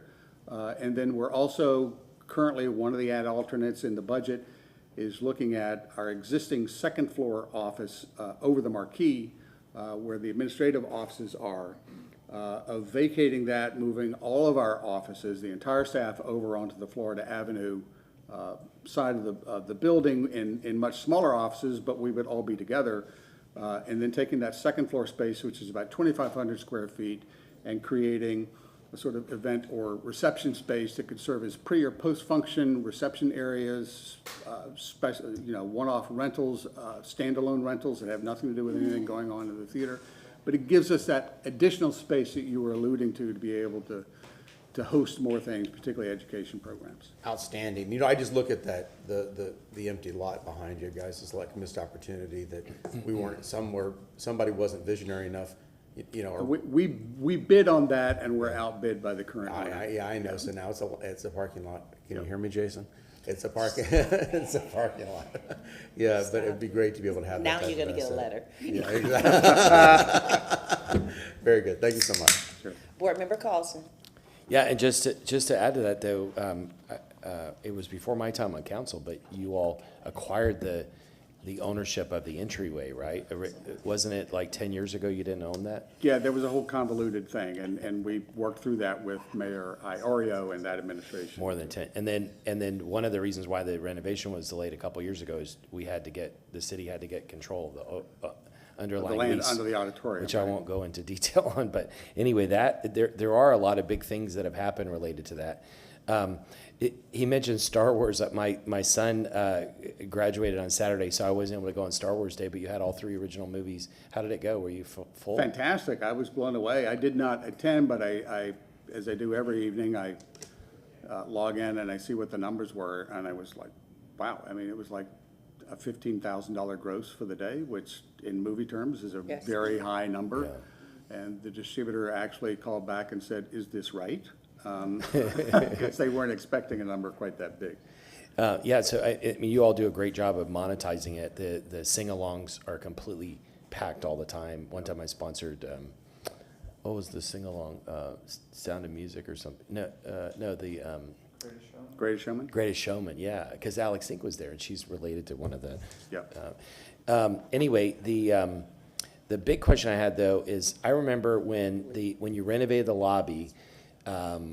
You talked about a story about in the 70s or 80s somebody went through it with a water hose and just spray washed the plaster carvings, and then you had people who were meticulously restoring and painting the plaster pieces. So when we're sitting now in the lobby, it's all done, but when you're sitting in the theater, you look up and you don't realize that those things to some extent are fragile, and they haven't always been taken care of. So this will restore those. You kind of alluded to it, but could you just talk about that as some things you put in are new, some things like the chairs are homage to the past, but restoring those carvings, that is a really big deal for making sure. How long will that last? Another 100 years or something? Could you just briefly talk about that? Yeah, absolutely. Yes, please be brief. Sure. Thank you. Evergreen Architectural Arts is the company out of Brooklyn that does this. They do state houses, the U.S. Capitol Rotunda, and cathedrals, motion picture palaces. So they're great at what they do. So they've already done the forensic paint analysis in the auditorium. So if you look closely, or if you're visiting, I will show you, there are about 40 different little discs that have been carved out of the plaster, where they take the plaster, take it to their lab in Brooklyn, scrape down over the overpaint, get to the original color, and then document that through a microscope. And so it's a scientific process. It's this wonderful blend of art and science. So they start with the science first. They understand what needs to be done. There's certain areas of the plaster that have begun to fail, and those will need to be stabilized or remolded, recast. And then we will turn them loose once the scaffolding is up and they're ready to go. But it's a very intricate process. I look forward to giving you and other members of the community hard hat tours. Those are always fun to see the artists in process. It's just a fascinating process. And now I want to turn it over to Jill Witecki. She is going to talk about the film camp and our other educational programs that you'd requested some information on. Thank you, John. Good afternoon, Board. As John said, my name is Jill Witecki. I'm the Vice President, Director of Marketing for Tampa Theater. And because we are a small shop, we all wear a lot of hats, and I also happen to wear the education hat at Tampa Theater. So I know you had asked for an update on our film camp. I was hoping, with your permission, to take a couple of minutes, a very few minutes, I promise, to discuss the totality of our education program, including our film camp. So by the numbers, this was our last total fiscal year. And you can see that we served 8,100 students over the year. 78 theater tours came through our building. We did 23 of our post-show film talks, and we hosted 5 weeks of our summer film camp. When we talk about theater tours, obviously we have this big, beautiful, majestic, historic building. And as the Director of Marketing, my job really is to make people fall in love with that building. So we have a lot of means at our disposal, but one of the most personal means we have is by inviting people into the building and taking that time one-on-one, one-on-20, one-on-40, to really introduce them to Tampa Theater, talk about who we are, what we do, the history of the building, and really make sure they understand everything that goes on there. Oh goodness, we're missing a few slides.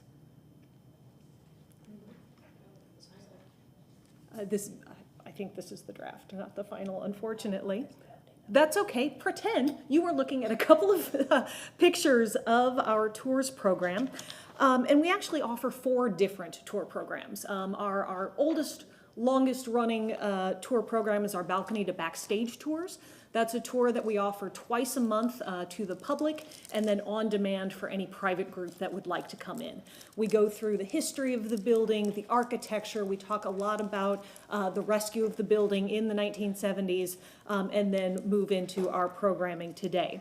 A little bit earlier, Roger talked about those tickets being available through the library. Our balcony to backstage program is also part of the Discovery Pass program, where folks can check those tickets out from the library and attend those tours at no cost. We also, oh, wonderful. Whichever one you were on. We are right there. Fantastic, that's okay.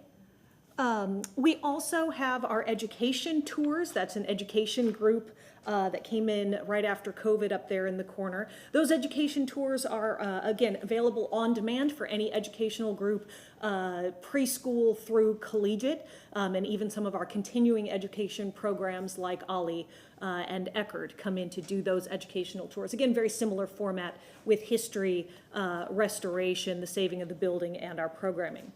Our Ghosts of Tampa Theater tours. Tampa Theater is known as one of the most haunted buildings in Tampa, and so we do offer ghost tours in October to the public and then privately all year round. And finally, our hard hat tours whenever we have a project going on, like we have been with the John T. Taylor screening room. We're all trying to get in the habit of calling it its real name now.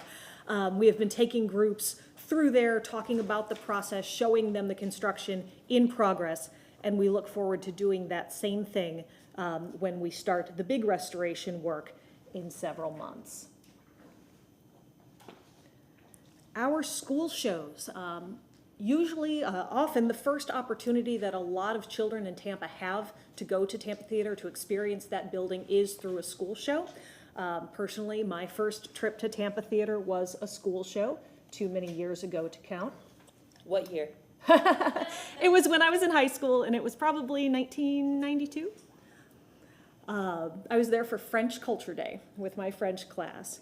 But we work with a number of community partners to get those shows onto our stage. So here in front of you, you see a couple of pictures. This is Bits and Pieces Puppet Theater up in the corner. American Stage is down there on the bottom. And then Jack Hartman, who was actually here last week for a couple of shows. These are opportunities for public schools, private schools, homeschool groups to bring their classes in and to experience those shows in the grandeur that is Tampa Theater. In fact, just this week, just yesterday, we hosted our last school show of the academic year. Our film talks. Good enough. Film talks are an opportunity to add some value to the films, do more than a movie, as we like to say, through an audience talkback, Q&A, panel discussions that come after the film. Typically, these are presented with community partners, and often they are also accompanying free films. So folks are able to come in, see the movie, and then stay after for those film talks. They take a couple of different forms, a couple of different styles of film talk that happen. Sometimes we engage with subject matter experts, and that photo in blue down at the bottom was an opportunity to do that last year during our Summer Classics series. We had already programmed Titanic as part of our Summer Classics series, and then of course in late June the submersible tragedy happened, and we had to figure out how to put that in context. So we were able to work with a local woman named Michelle Turman, who was actually the youngest person ever to dive the Titanic. She's done it a couple of times now. We were able to bring her in to talk a little bit about the mystique and the passion about the Titanic, and why it is people still to this day are risking fortune and life to be able to see that. Our next opportunity to bring in subject matter experts is actually coming up on May 31st. We are opening the new Dustin Hoffman movie, Ezra. If you're not familiar with the film, it's a story of a father and his autistic son who go on a road trip across the country.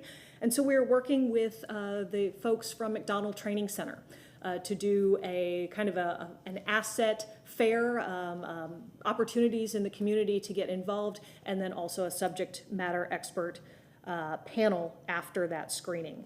And incidentally, when we were talking about programming in that space, Ezra is a great example of a film we would not have been able to get if we didn't have the second space, because we didn't have the second week clear. So it's going to be in the big room on the first week, and then in the John T. Taylor the second week.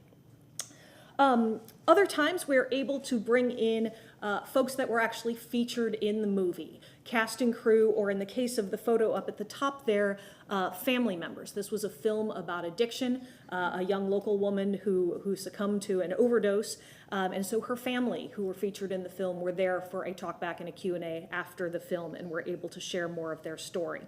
Over on the side there, prefab, sometimes we have the filmmakers, directors, producers, and in this case, this was a film about the Beatles and about their pre-Fab 4 days, but it was written and produced by local attorney Mark Bentley, so he was able to join us at that screening to talk about his film.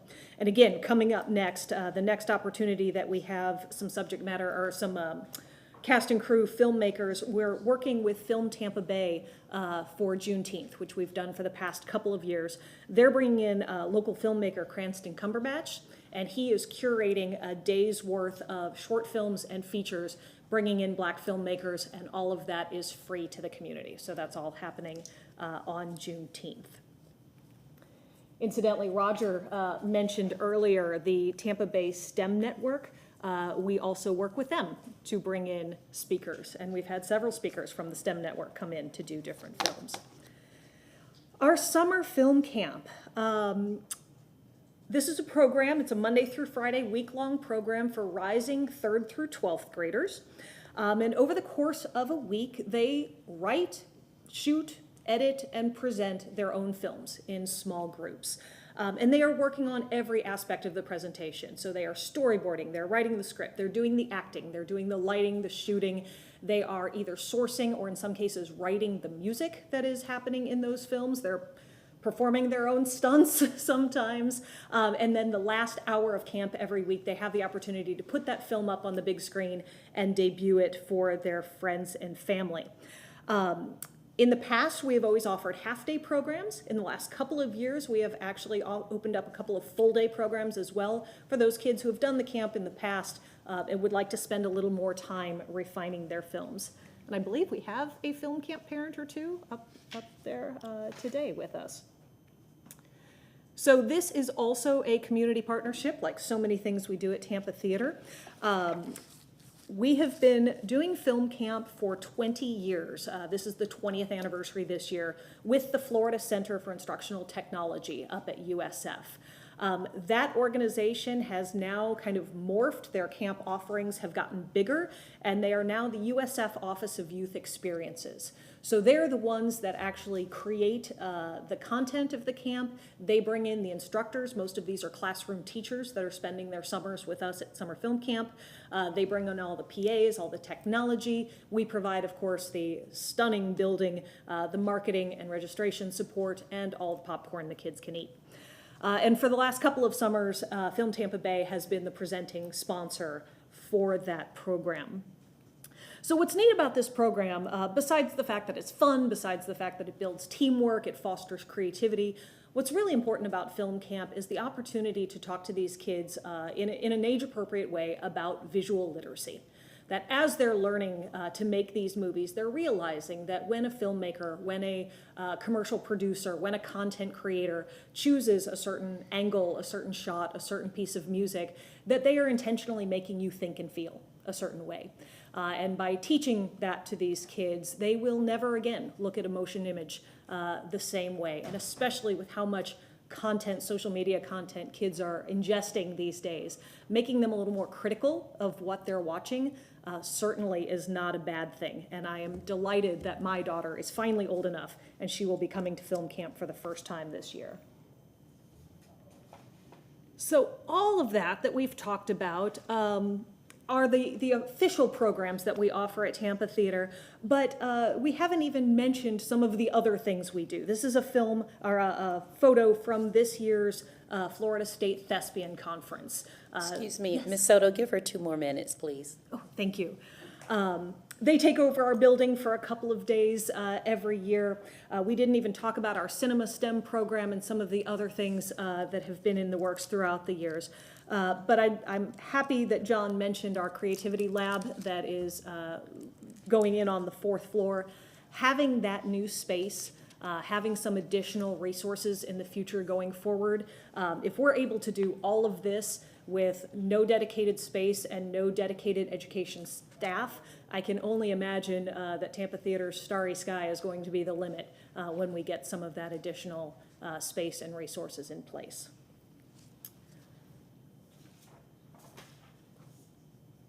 Any questions? Any questions? Thank you for your presentation. Thank you.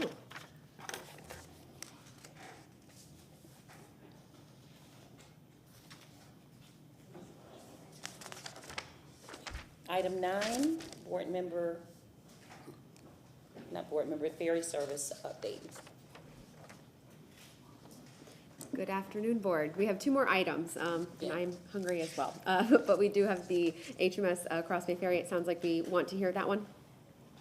Yes, we're gonna go ahead and press forward and let's get it done. Yeah. So we do have the HMS Cross Bay Ferry here. They are here virtually, so they will be tuning in virtually. We can check to see that they're here. They'll be sharing their screen virtually. And really, this is a motion from the board to provide an update on their annual report, their ridership service, and just kind of hearing how things went this fiscal year. There is a current contract in place, so the downtown CRA is funding fiscal year 25, $255,000, and this is the last year that the contract is written for. So we'll make sure that they're here and can move forward with the presentation, and if Attorney Massey had anything to add. No, there's no action that the board would need to take. Just to make you all aware, currently it is in the downtown CRA budget to fund the ferry service, but a board motion was made several years ago to have an annual update from the ferry service to make sure that the CRA wanted to continue funding that service for the term of the contract. okay. Mr. Miller, are you on? Unmuted? Yeah, yes, I am. Good afternoon. Good afternoon. And Jeffrey brought our Senior Vice President for Public Relations is on as well. He'll be the main presenter today. Thank yes. Hello. Sorry, can you see my screen? No. Not yet. We just see Mr. Miller. Okay. Trying to share. All right. It's not allowing me to share the presentation for some reason.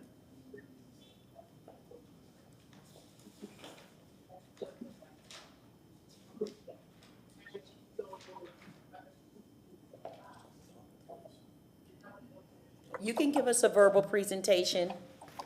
Okay. I also I have believe a staff also copy. has the And presentation. she's if gonna that's sit it on the possible. screen for us. She's gonna Okay. sit it on the screen for us so we can see it. Okay, perfect. So if T and I could show the presentation instead of council? Yeah, come on. Thank you. Oh, now, you might be able to see mine now. Is it working? Yeah, just full screen. Okay. There you go. Perfect. Congratulations. Great, okay. Thank you for your patience with that, and apologies How for many not being able slides to do be you there. have? We have about 27, but they are very quick. I will go through these and keep it as brief as I can for you. Okay, thank you. So as I mentioned, thank you for having us today. Quick agenda, we're going to give you a quick annual update, go through some ridership trends and year-to-year comparisons. We'll give you an update on our marketing and community efforts, some takeaways, look forward into 2024, 2025, and then there's a funding conversation as well. So as far as the annual update, the season started a little bit later than expected on October 15th due to some weather-related delays in vessel arrival. To keep this brief, there were no changes in the ticket fare structure, no changes in the schedule or operations, and we continue to provide additional departures on days of Lightning home games. One big change this year was the St. Petersburg docking location. The temporary dock permitting required by the U.S. Army Corps of Engineers required the ferry to now dock at the port of St. Pete. An alternative option was proposed to use the old location, but that would have significantly limited the number of allowed daily departures, which would have significantly reduced ridership and obviously the income coming from ticketing. The new location does offer increased parking for passengers, but obviously garnered fewer walk-up passengers and foot traffic of those who might be new to using the system. Ticket booth operations experienced early season confusion regarding that new location, and it's been an ongoing effort to educate riders as they've gotten used to the new location in St. Petersburg. As far as passenger satisfaction, I just wanted to share this with you in terms of the new landing location in St. Pete. 25% of survey respondents this year indicated they're somewhat dissatisfied or highly dissatisfied with the new location. Nearly 7% of respondents indicated that they don't plan to take the ferry from the new landing location. So that's been an ongoing concern and something that we're working with our team and trying to educate riders on finding that new location. So into ridership for the year, some quick insights. As it has been in previous years, about 65% of folks riding the ferry are heading to Tampa from St. Pete. So a significant majority there heading to Tampa. The vast majority of passengers then walk to their destination after disembarking from the Cross Bay Ferry and largely in Tampa, as we mentioned. More than 72% of passengers estimated spending at least $50 after arriving by the ferry. So that continues previous year trends of being an economic driver and having knock-on effects from folks using the ferry to get to their favorite destinations. Background on ridership. So in 21-22, we surpassed 62,000. That was a record at the time. Last year, we surpassed 72,000, breaking the previous year's record 1 month in advance. This season, through April 15th, we are at about 46,000 riders through April now. That could be updated. We are at just about 51,000 riders. Early season ridership did exceed last year. In October, we outpaced the 22-23 year. However, less marquee NHL matchups, poor weather conditions, and the St. Pete landing and the loss of foot traffic there have led to mid-season drop-offs in year-to-year ridership. With that said, ridership has been generally strong. It's just not as strong as the record ridership that we saw last year. So you'll see here month by month, and I believe staff has this presentation, but can share it with the board as well. As you'll see in October, we surpassed previous years, though through November and December, continue to see a decline, again, due to the St. Pete landing, less marquee matchups, and weather conditions that were not enough to cancel trips, but made folks less likely to travel by ferry. That continued in January, February, and March with drop-offs, and continues to this day, though we are seeing increased ridership here late in April and then heading into May. Our end of year expectations, through March 2024, ridership was at about 80% of last year's record peak, though still heading towards what would have been a record 2 years ago. Approximately halfway through April, ridership was at 41.5% of April 2023, and we topped out at, I believe off the top of my head, around 90% of April 2023 at the end of the month. With more seasonal weather, we do anticipate exceeding May 2023 ridership, and we currently estimate between 60 to 65,000 total passengers by the end of this season, which again would put us in line with the 21-22, what was at the time record season, though behind the 72,000 of 23-24. We have increased our marketing and community efforts throughout this year. I won't go through all these. Hopefully you saw some of them on the news. We've had a variety of campaigns to target different demographics, including you'll see there on Morning Blend, where we temporarily rebranded the Cross Bay Ferry as the Cross Bay BAE Ferry for Valentine's Day and throughout the month of February. And have continued to build local partnerships and work with local influencers and collaborators to reach new audiences with specific messaging to help get them on the ferry and experience a new way to travel throughout the area. That's continuing with local collaborations, as I mentioned. I'll move through these quickly so we don't take too much of your time. You can see here, if you refer to the slides later, that has continued to grow our followers and our impressions online. And we continue to see that growth as we get towards the end of this season, and we'll continue to do so throughout the summer and then heading into next season. It's also included a coupon book and mailer inclusions here. Again, I'll move through these quickly. Coming soon, so we are running ads on Hulu for the Cross Bay Ferry, and we'll be announcing an onboard activation with the Tampa Bay Rays mascot and their street team in the coming months. Our takeaways from this year. So as we said, ridership continues to be dependent on weather conditions and third-party events, such as Tampa Bay Lightning games, including the strength of schedule and marquee home matchups. Landing location remains vital to the success of the service, especially given that the majority of travel is to Tampa. And increased partnerships and promotion with St. Petersburg businesses and destinations still represents a key area of potential ridership growth. If we could get the travel between the two cities to be even, then I think you would continue to see ridership grow in the coming years. Next year, as far as an outlook, we are looking at 24-25. It's slated to be the first year with year-round service, beginning in early October and continuing throughout the year. The St. Petersburg landing location, as we've discussed, does remain an open item. A return to downtown St. Pete would help increase ridership through increased foot traffic and walk-up passengers, and those traveling from Tampa to downtown St. Pete destinations. We'll continue to build out our marketing efforts throughout the course of the season and over the summer. And again, we continue to recommend the delivery and operation of a site-specific and dedicated local vessel that would help increase revenue generation opportunities and provide system stability and reliability moving forward. On the funding side, the 2023-24 operating subsidy is $810,000. The annual subsidy for year-round service in 24-25 is $1,020,000. And under year-round service, the current revenue sharing model will remain the same as it's currently established. And that is it for the presentation, but happy to answer any questions. And sorry if I moved a little too fast or any of that. Thank you. Board Member Hurtak.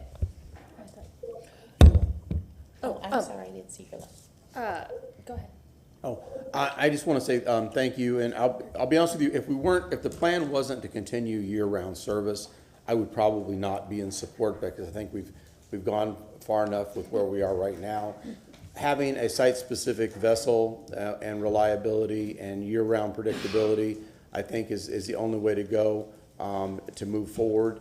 So I appreciate the fact that that is the plan. Hopefully that plan will come to fruition, because if it wasn't, I'd probably be ready to withdraw support. But I'm looking forward to having, again, dedicated vehicle that's equipped for Tampa Bay weather conditions and being able to have the predictability of round trip year round.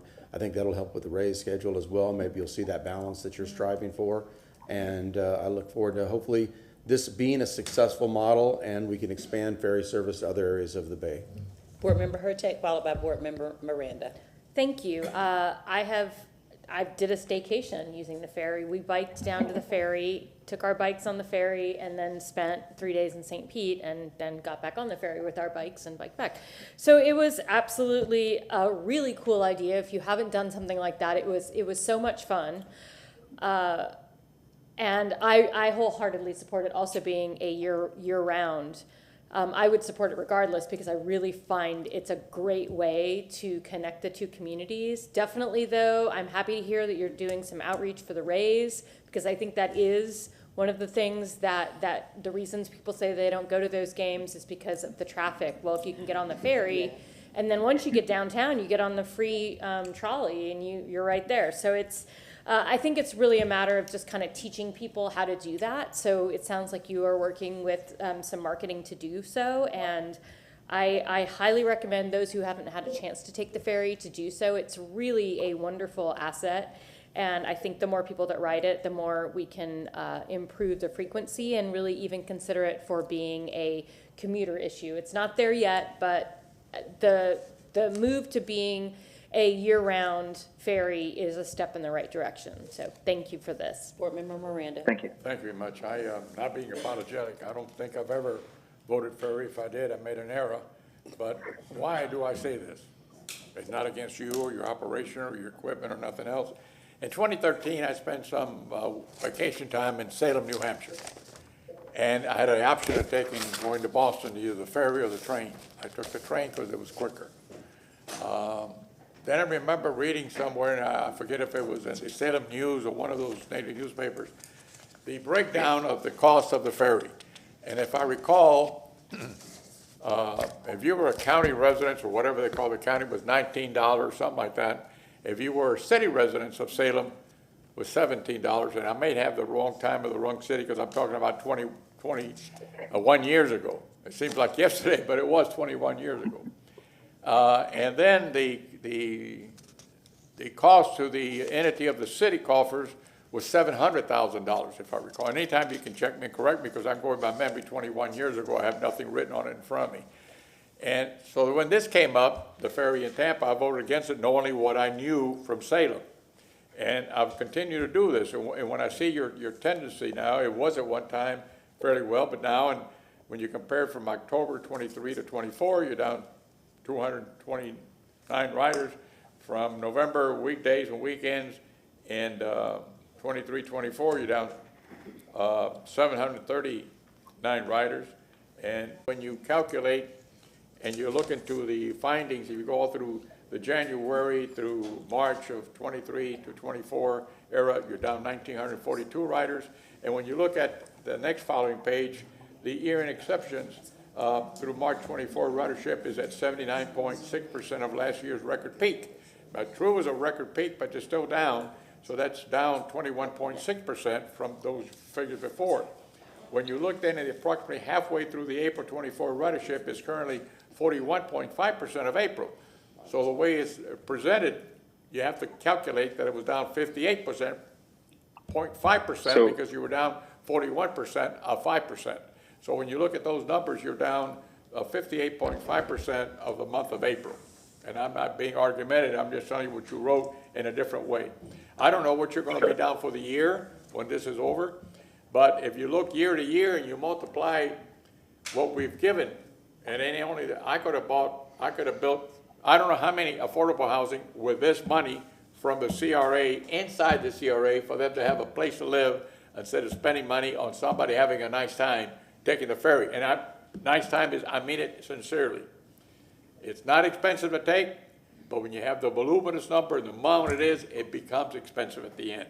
People take it, like others said, to have a nice time, to go whatever they want to do in St. Pete, that's fine. But if you have the money to spend in St. Pete, you have the money to pay for the ferry. If you have the money to come to Tampa from St. Pete to spend in Tampa, you have the money to pay for the ferry. And this is how it is. This is how life is. So I just can't subsidize something that's for people to have fun when I have so many people in need. And the need is right now that we have to fix what we have. We cannot continue to give rent support to people that need it on a yearly basis. Sooner or later, that will also double and triple. And you're not going to accomplish anything. You're going to have more people on that and more people without having affordable housing. You've got to get that money and put it to affordable housing so they can have a place to stay and stop spending the money of the taxpayers foolishly. Thank you very much, Madam Chair. Board Member Clendenin. Hey, Councilman Miranda, I heard what you said. Honestly, that's kind of where I was except for, again, thinking about the long term. One, it's coming out of downtown CRA money, and the economic impact is specifically downtown. So these folks are coming over and spending money downtown. I'm thinking that it's kind of seeding it, but and it's not that.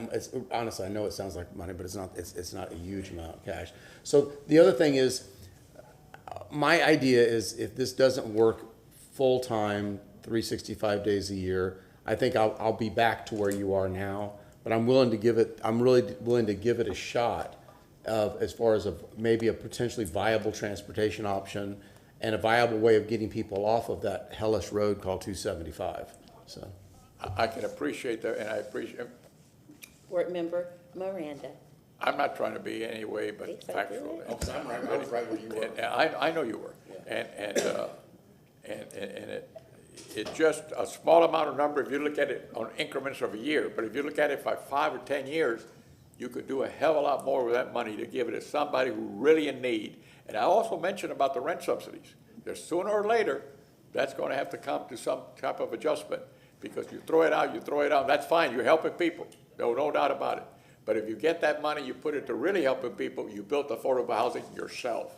We must change the way we do business. You cannot just give a developer $12-15 million to build you 20% or 30% of the loss that they're going to have in capitalization of getting the money back in 20 or 30 years. What you have to do is get that money and tell them, no, you built 20 or 30%, and then we're going to give you another 20 or 30% to build, to subsidize you for what the money you're going to lose for building. But now we're not going to give you the cash. The cash stays in the coffers so we can continue to do that to multiply. If not, you're going to lose more money than ever you can count. Thank you, Board Member Miranda. Okay, we're moving on to required approvals. Are there any discussion on any of the required approvals? Board Member Hurte? Just everything except 21, Okay. because we pulled 21. Yeah, we pulled 20. So, yeah, 19, 20, 22, and 23. Okay, all those in favor for the required approvals except 21? All those in favor say aye. Aye. Any opposed? Okay, item number 21. Great. Thank you so much, Board. Excited to talk about this item. So the memorandum does state that we have an opportunity to acquire a large parcel. It's 0.61 acres along Osborne Avenue that would connect to part of a strategic land assemblage for the Palafox property. So we believe that this is the last key piece to be able to build. And it's purchased with the intent to build affordable housing, of course. So part of the memorandum said that we were going to present this to the East Tampa CAC on May 7th and then provide you with the results on May 9th. So I will have Mr. Cedric McCrae come up and speak about that, and then I do have a picture of the land assemblage parcel here. And I think it's important to mention that we acquired the 4 parcels for a little bit over $280,000, and that was approved by the board on August 17th, 2023. So now we have this 0.61 acre parcel, and if we do move forward with this assemblage, we will have a little bit over 4 acres to develop affordable housing on. So we're really excited to pursue this. Before I pass it over to Mr. McCrae, I did hear some of the public comment around not knowing the plans, for this site. And we know that we want to acquire it for the purpose of affordable housing. And really, our next stage would be community outreach, concept planning, just like we heard with the Washington Street Park today, and then getting into construction documents. But it's important to understand that as we're in active negotiations, we don't want to sell the vision yet, because then it makes the neighbors and the sellers aware that we really want this acquisition. So we bring it to you and to the CAC once the seller has agreed. So we have a contract for sale, purchase, and agreement, and right now it's just contingent on board approval. So I will pass it off to Mr. Cedric to talk a little bit more about the CAC perspective, and then we can have a discussion at the board level. Yeah. Mr. McCrae. Good morning, or good afternoon, Cedric McCrae, East Tampa CRA. We did hold a meeting on this past Tuesday evening, and there was some heartburn from the community when this information was prepared and presented to them as it relates to the overall plan and scope of the project. I have shared with our East Tampa CAC members that we are going to continue to be aggressive to pursue land assemblage and parcels in East Tampa, and ultimately, if we don't, someone else will, and we can control the affordability if we purchase the property and use the CRA funding as a vehicle to do that. You heard several of the comments this morning. Some of the concerns were about the overall vision and plan for the property. And so I did speak to that and had some very candid conversation and received several phone calls from members of the CAC yesterday morning, and articulated what we could do moving forward. And so that ultimately that's it. You did hear that from several of the speakers this morning, so I won't continue to beat the drum. Yes. Board Member Maniscalco. Oh, I'm sorry. Sure. If I could just add a little bit more to the discussion too. Also at the East Tampa CAC meeting, we were excited to present the community feedback from the destination church. So that is ready for conceptual planning and for us to move forward. That's why we're having the outreach sessions, because there's no more assemblage that needs to happen on that site. So that was presented to the CAC on May 7th as well, and we'll take the same approach here with having community input, aligning it with the redevelopment and strategic plans. But we have some really exciting things happening in East Tampa from that destination church site, this site, of course, the Gator building that we talked about with the neighborhood commercial districts. So these are key catalyst sites, and when we own a lot of the land, we can help spur the redevelopment and really make a measurable impact with projects like this. Yeah, just as a point of clarification, Director Moody, they weren't excited about that purchase, but they seem to be okay with it now, correct? I think Cedric can Destination speak to Church? that on the CAC level. I know the community meetings, there was a lot of interest in it and excitement around home ownership and how we could generate it in the community. But how did the CAC conversations go? It went fairly well. I think the overall tone of the meeting, and we did have several of the members of the community there at the meeting also on Tuesday evening.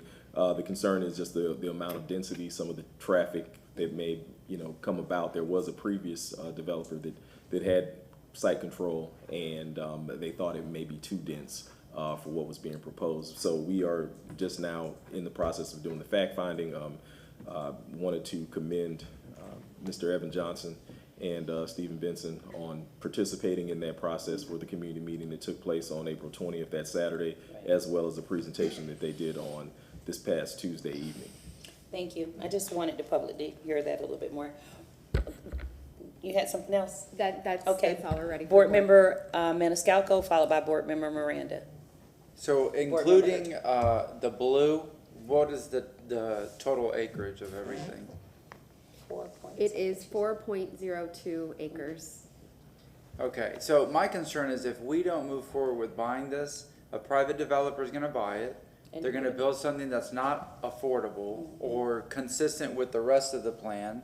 Or we could be in a position even worse where they'll say, the developer buys it and so we'll sell it back to the city at double the price, more than whatever it is. So I think it would be irresponsible not to buy this.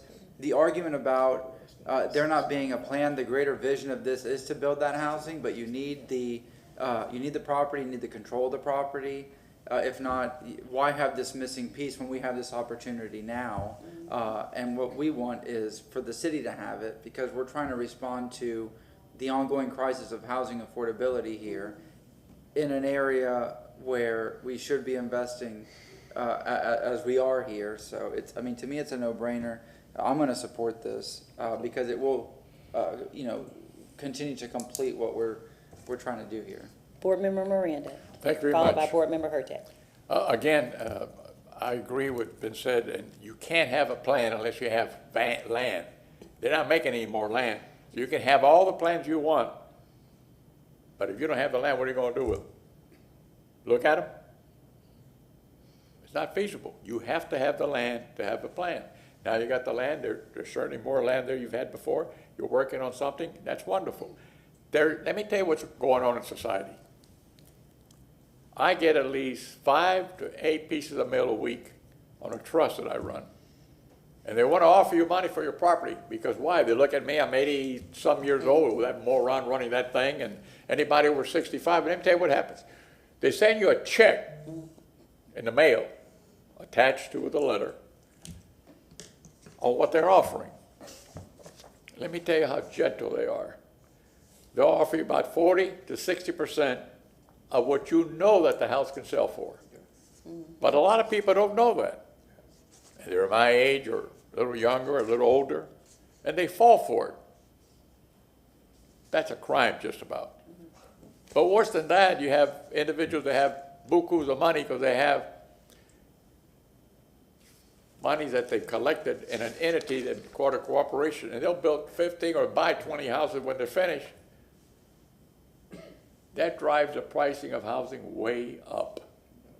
All that is going on right under our noses. And nobody, I'm just bringing it out. And then you have a former actor, I call him a former actor.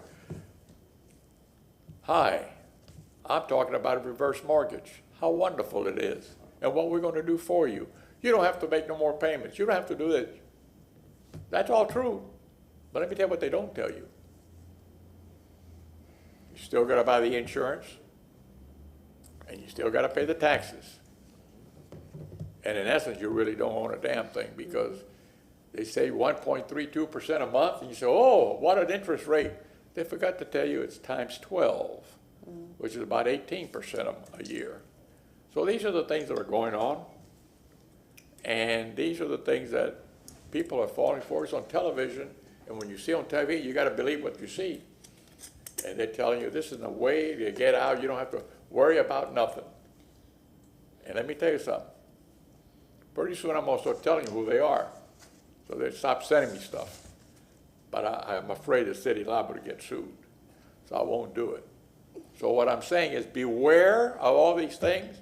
If you want to know what your property is worth, look at the courthouse, look at the Zillow around which you live, and it'll tell you what the houses are selling for.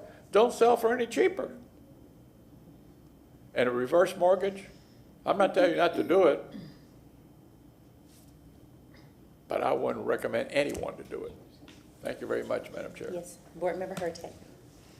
Thank you. I understand the community's concern about having property. It seems like we're not doing anything with it, but we are. We're making plans. We're buying additional property.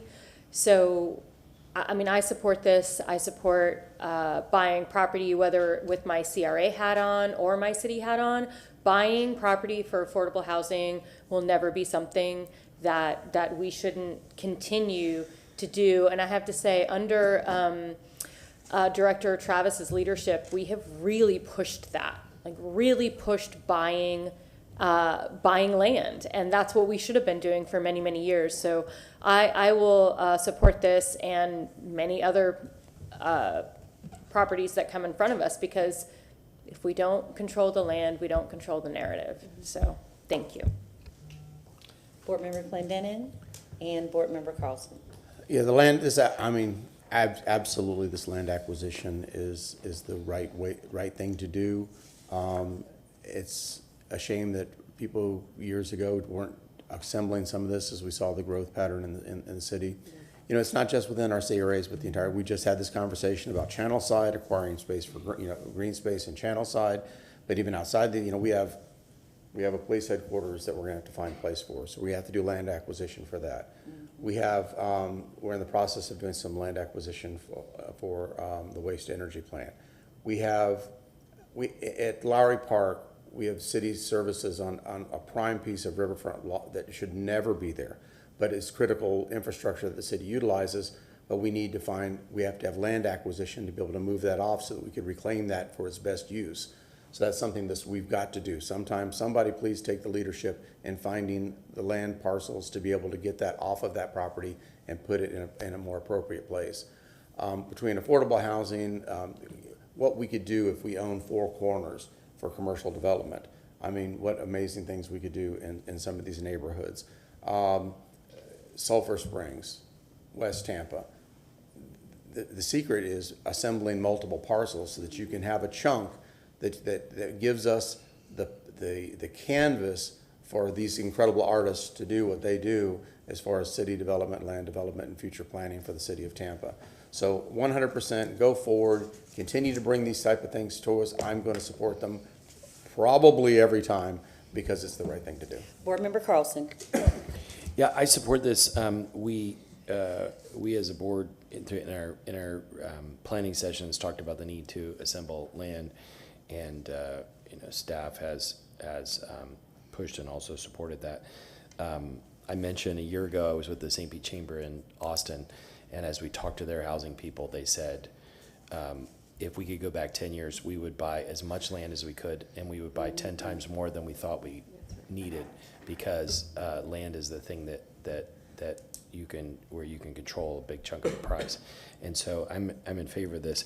In regard to the CAC, as I remember, it was a 16-1 vote against. I did speak with some of the folks yesterday, and besides the other factors that I mentioned, part of it I would categorize as respect. They want to have more information around what the plan is, and they felt kind of blindsided by it. I understand the need to keep a deal secret so that we don't get outbid, but maybe there's a fine line, and I'm happy to talk to you all offline. Maybe there's a fine line of having more discussions about that as well. Thank you. Thank you. Mr. McCray, can you speak on that? I don't think this was a secret to the community. Can you expand on that a little bit, please? No, in several instances when we're acquiring property, we try to not advertise and publicize it. At the March CAC meeting, I did show this parcel, and they were aware that it was coming. We were hoping that we would have had a contract in place in April, and I would have brought it back to them in April, but that didn't happen. There was a counteroffer with the owner, which they have every right to do. Of course. And then so we're here now in May. So, Understood. And we were trying to move as expediently as possible. Understood. Yes. Board Member Maniscalco, you want to say something else? Move to approve. Oh, you know what? I'm going to limit my comments. Thank you for doing a great job on this. It is needed, and as the board, we've made a decision to acquire land so that we can be in control of what's going to happen with it. So I appreciate the work that you've done on this. Move to approve by Maniscalco. Can I get a second? Second. By Board Member Miranda. All those in favor? Aye. Any opposed? Motion carries. On to new business. Thank you all so much. We'll start with the Dragon. Board Member Miranda. None, Madam Chair, Dragonette. Thank you. No. Hertek? I, just in order to kind of clean up our agenda somewhat, I know this was an annual update for the ferry. I Okay. personally don't need another one. Second. So I'm gonna make a motion to not have the annual report Okay. for the ferry. Second by Board Member Maniscalco. All those in favor? Aye. Any opposed? Motion carries. Okay, Board Member Carlson. I don't have an item, just a comment. Erica, you asked about limiting 5 minutes for certain presentations. I think these updates like this, as much as it's great information, if we could set a general rule to limit to 5 minutes, Absolutely. not just for the CACs, but for anybody else presenting, that would be very helpful. Yeah, agreed. And then ring the bell and stop them. Yeah, Including agreed, staff. agreed. Because it was more than just the film camp, and I said, so I had to wrap it up. I wasn't trying to be rude, but we do want to be efficient, and we're making every effort to do that. So, motion to receive and file is by Second. Miranda, second by Maniscalco. All those in favor? Aye. Adjourn. I like sitting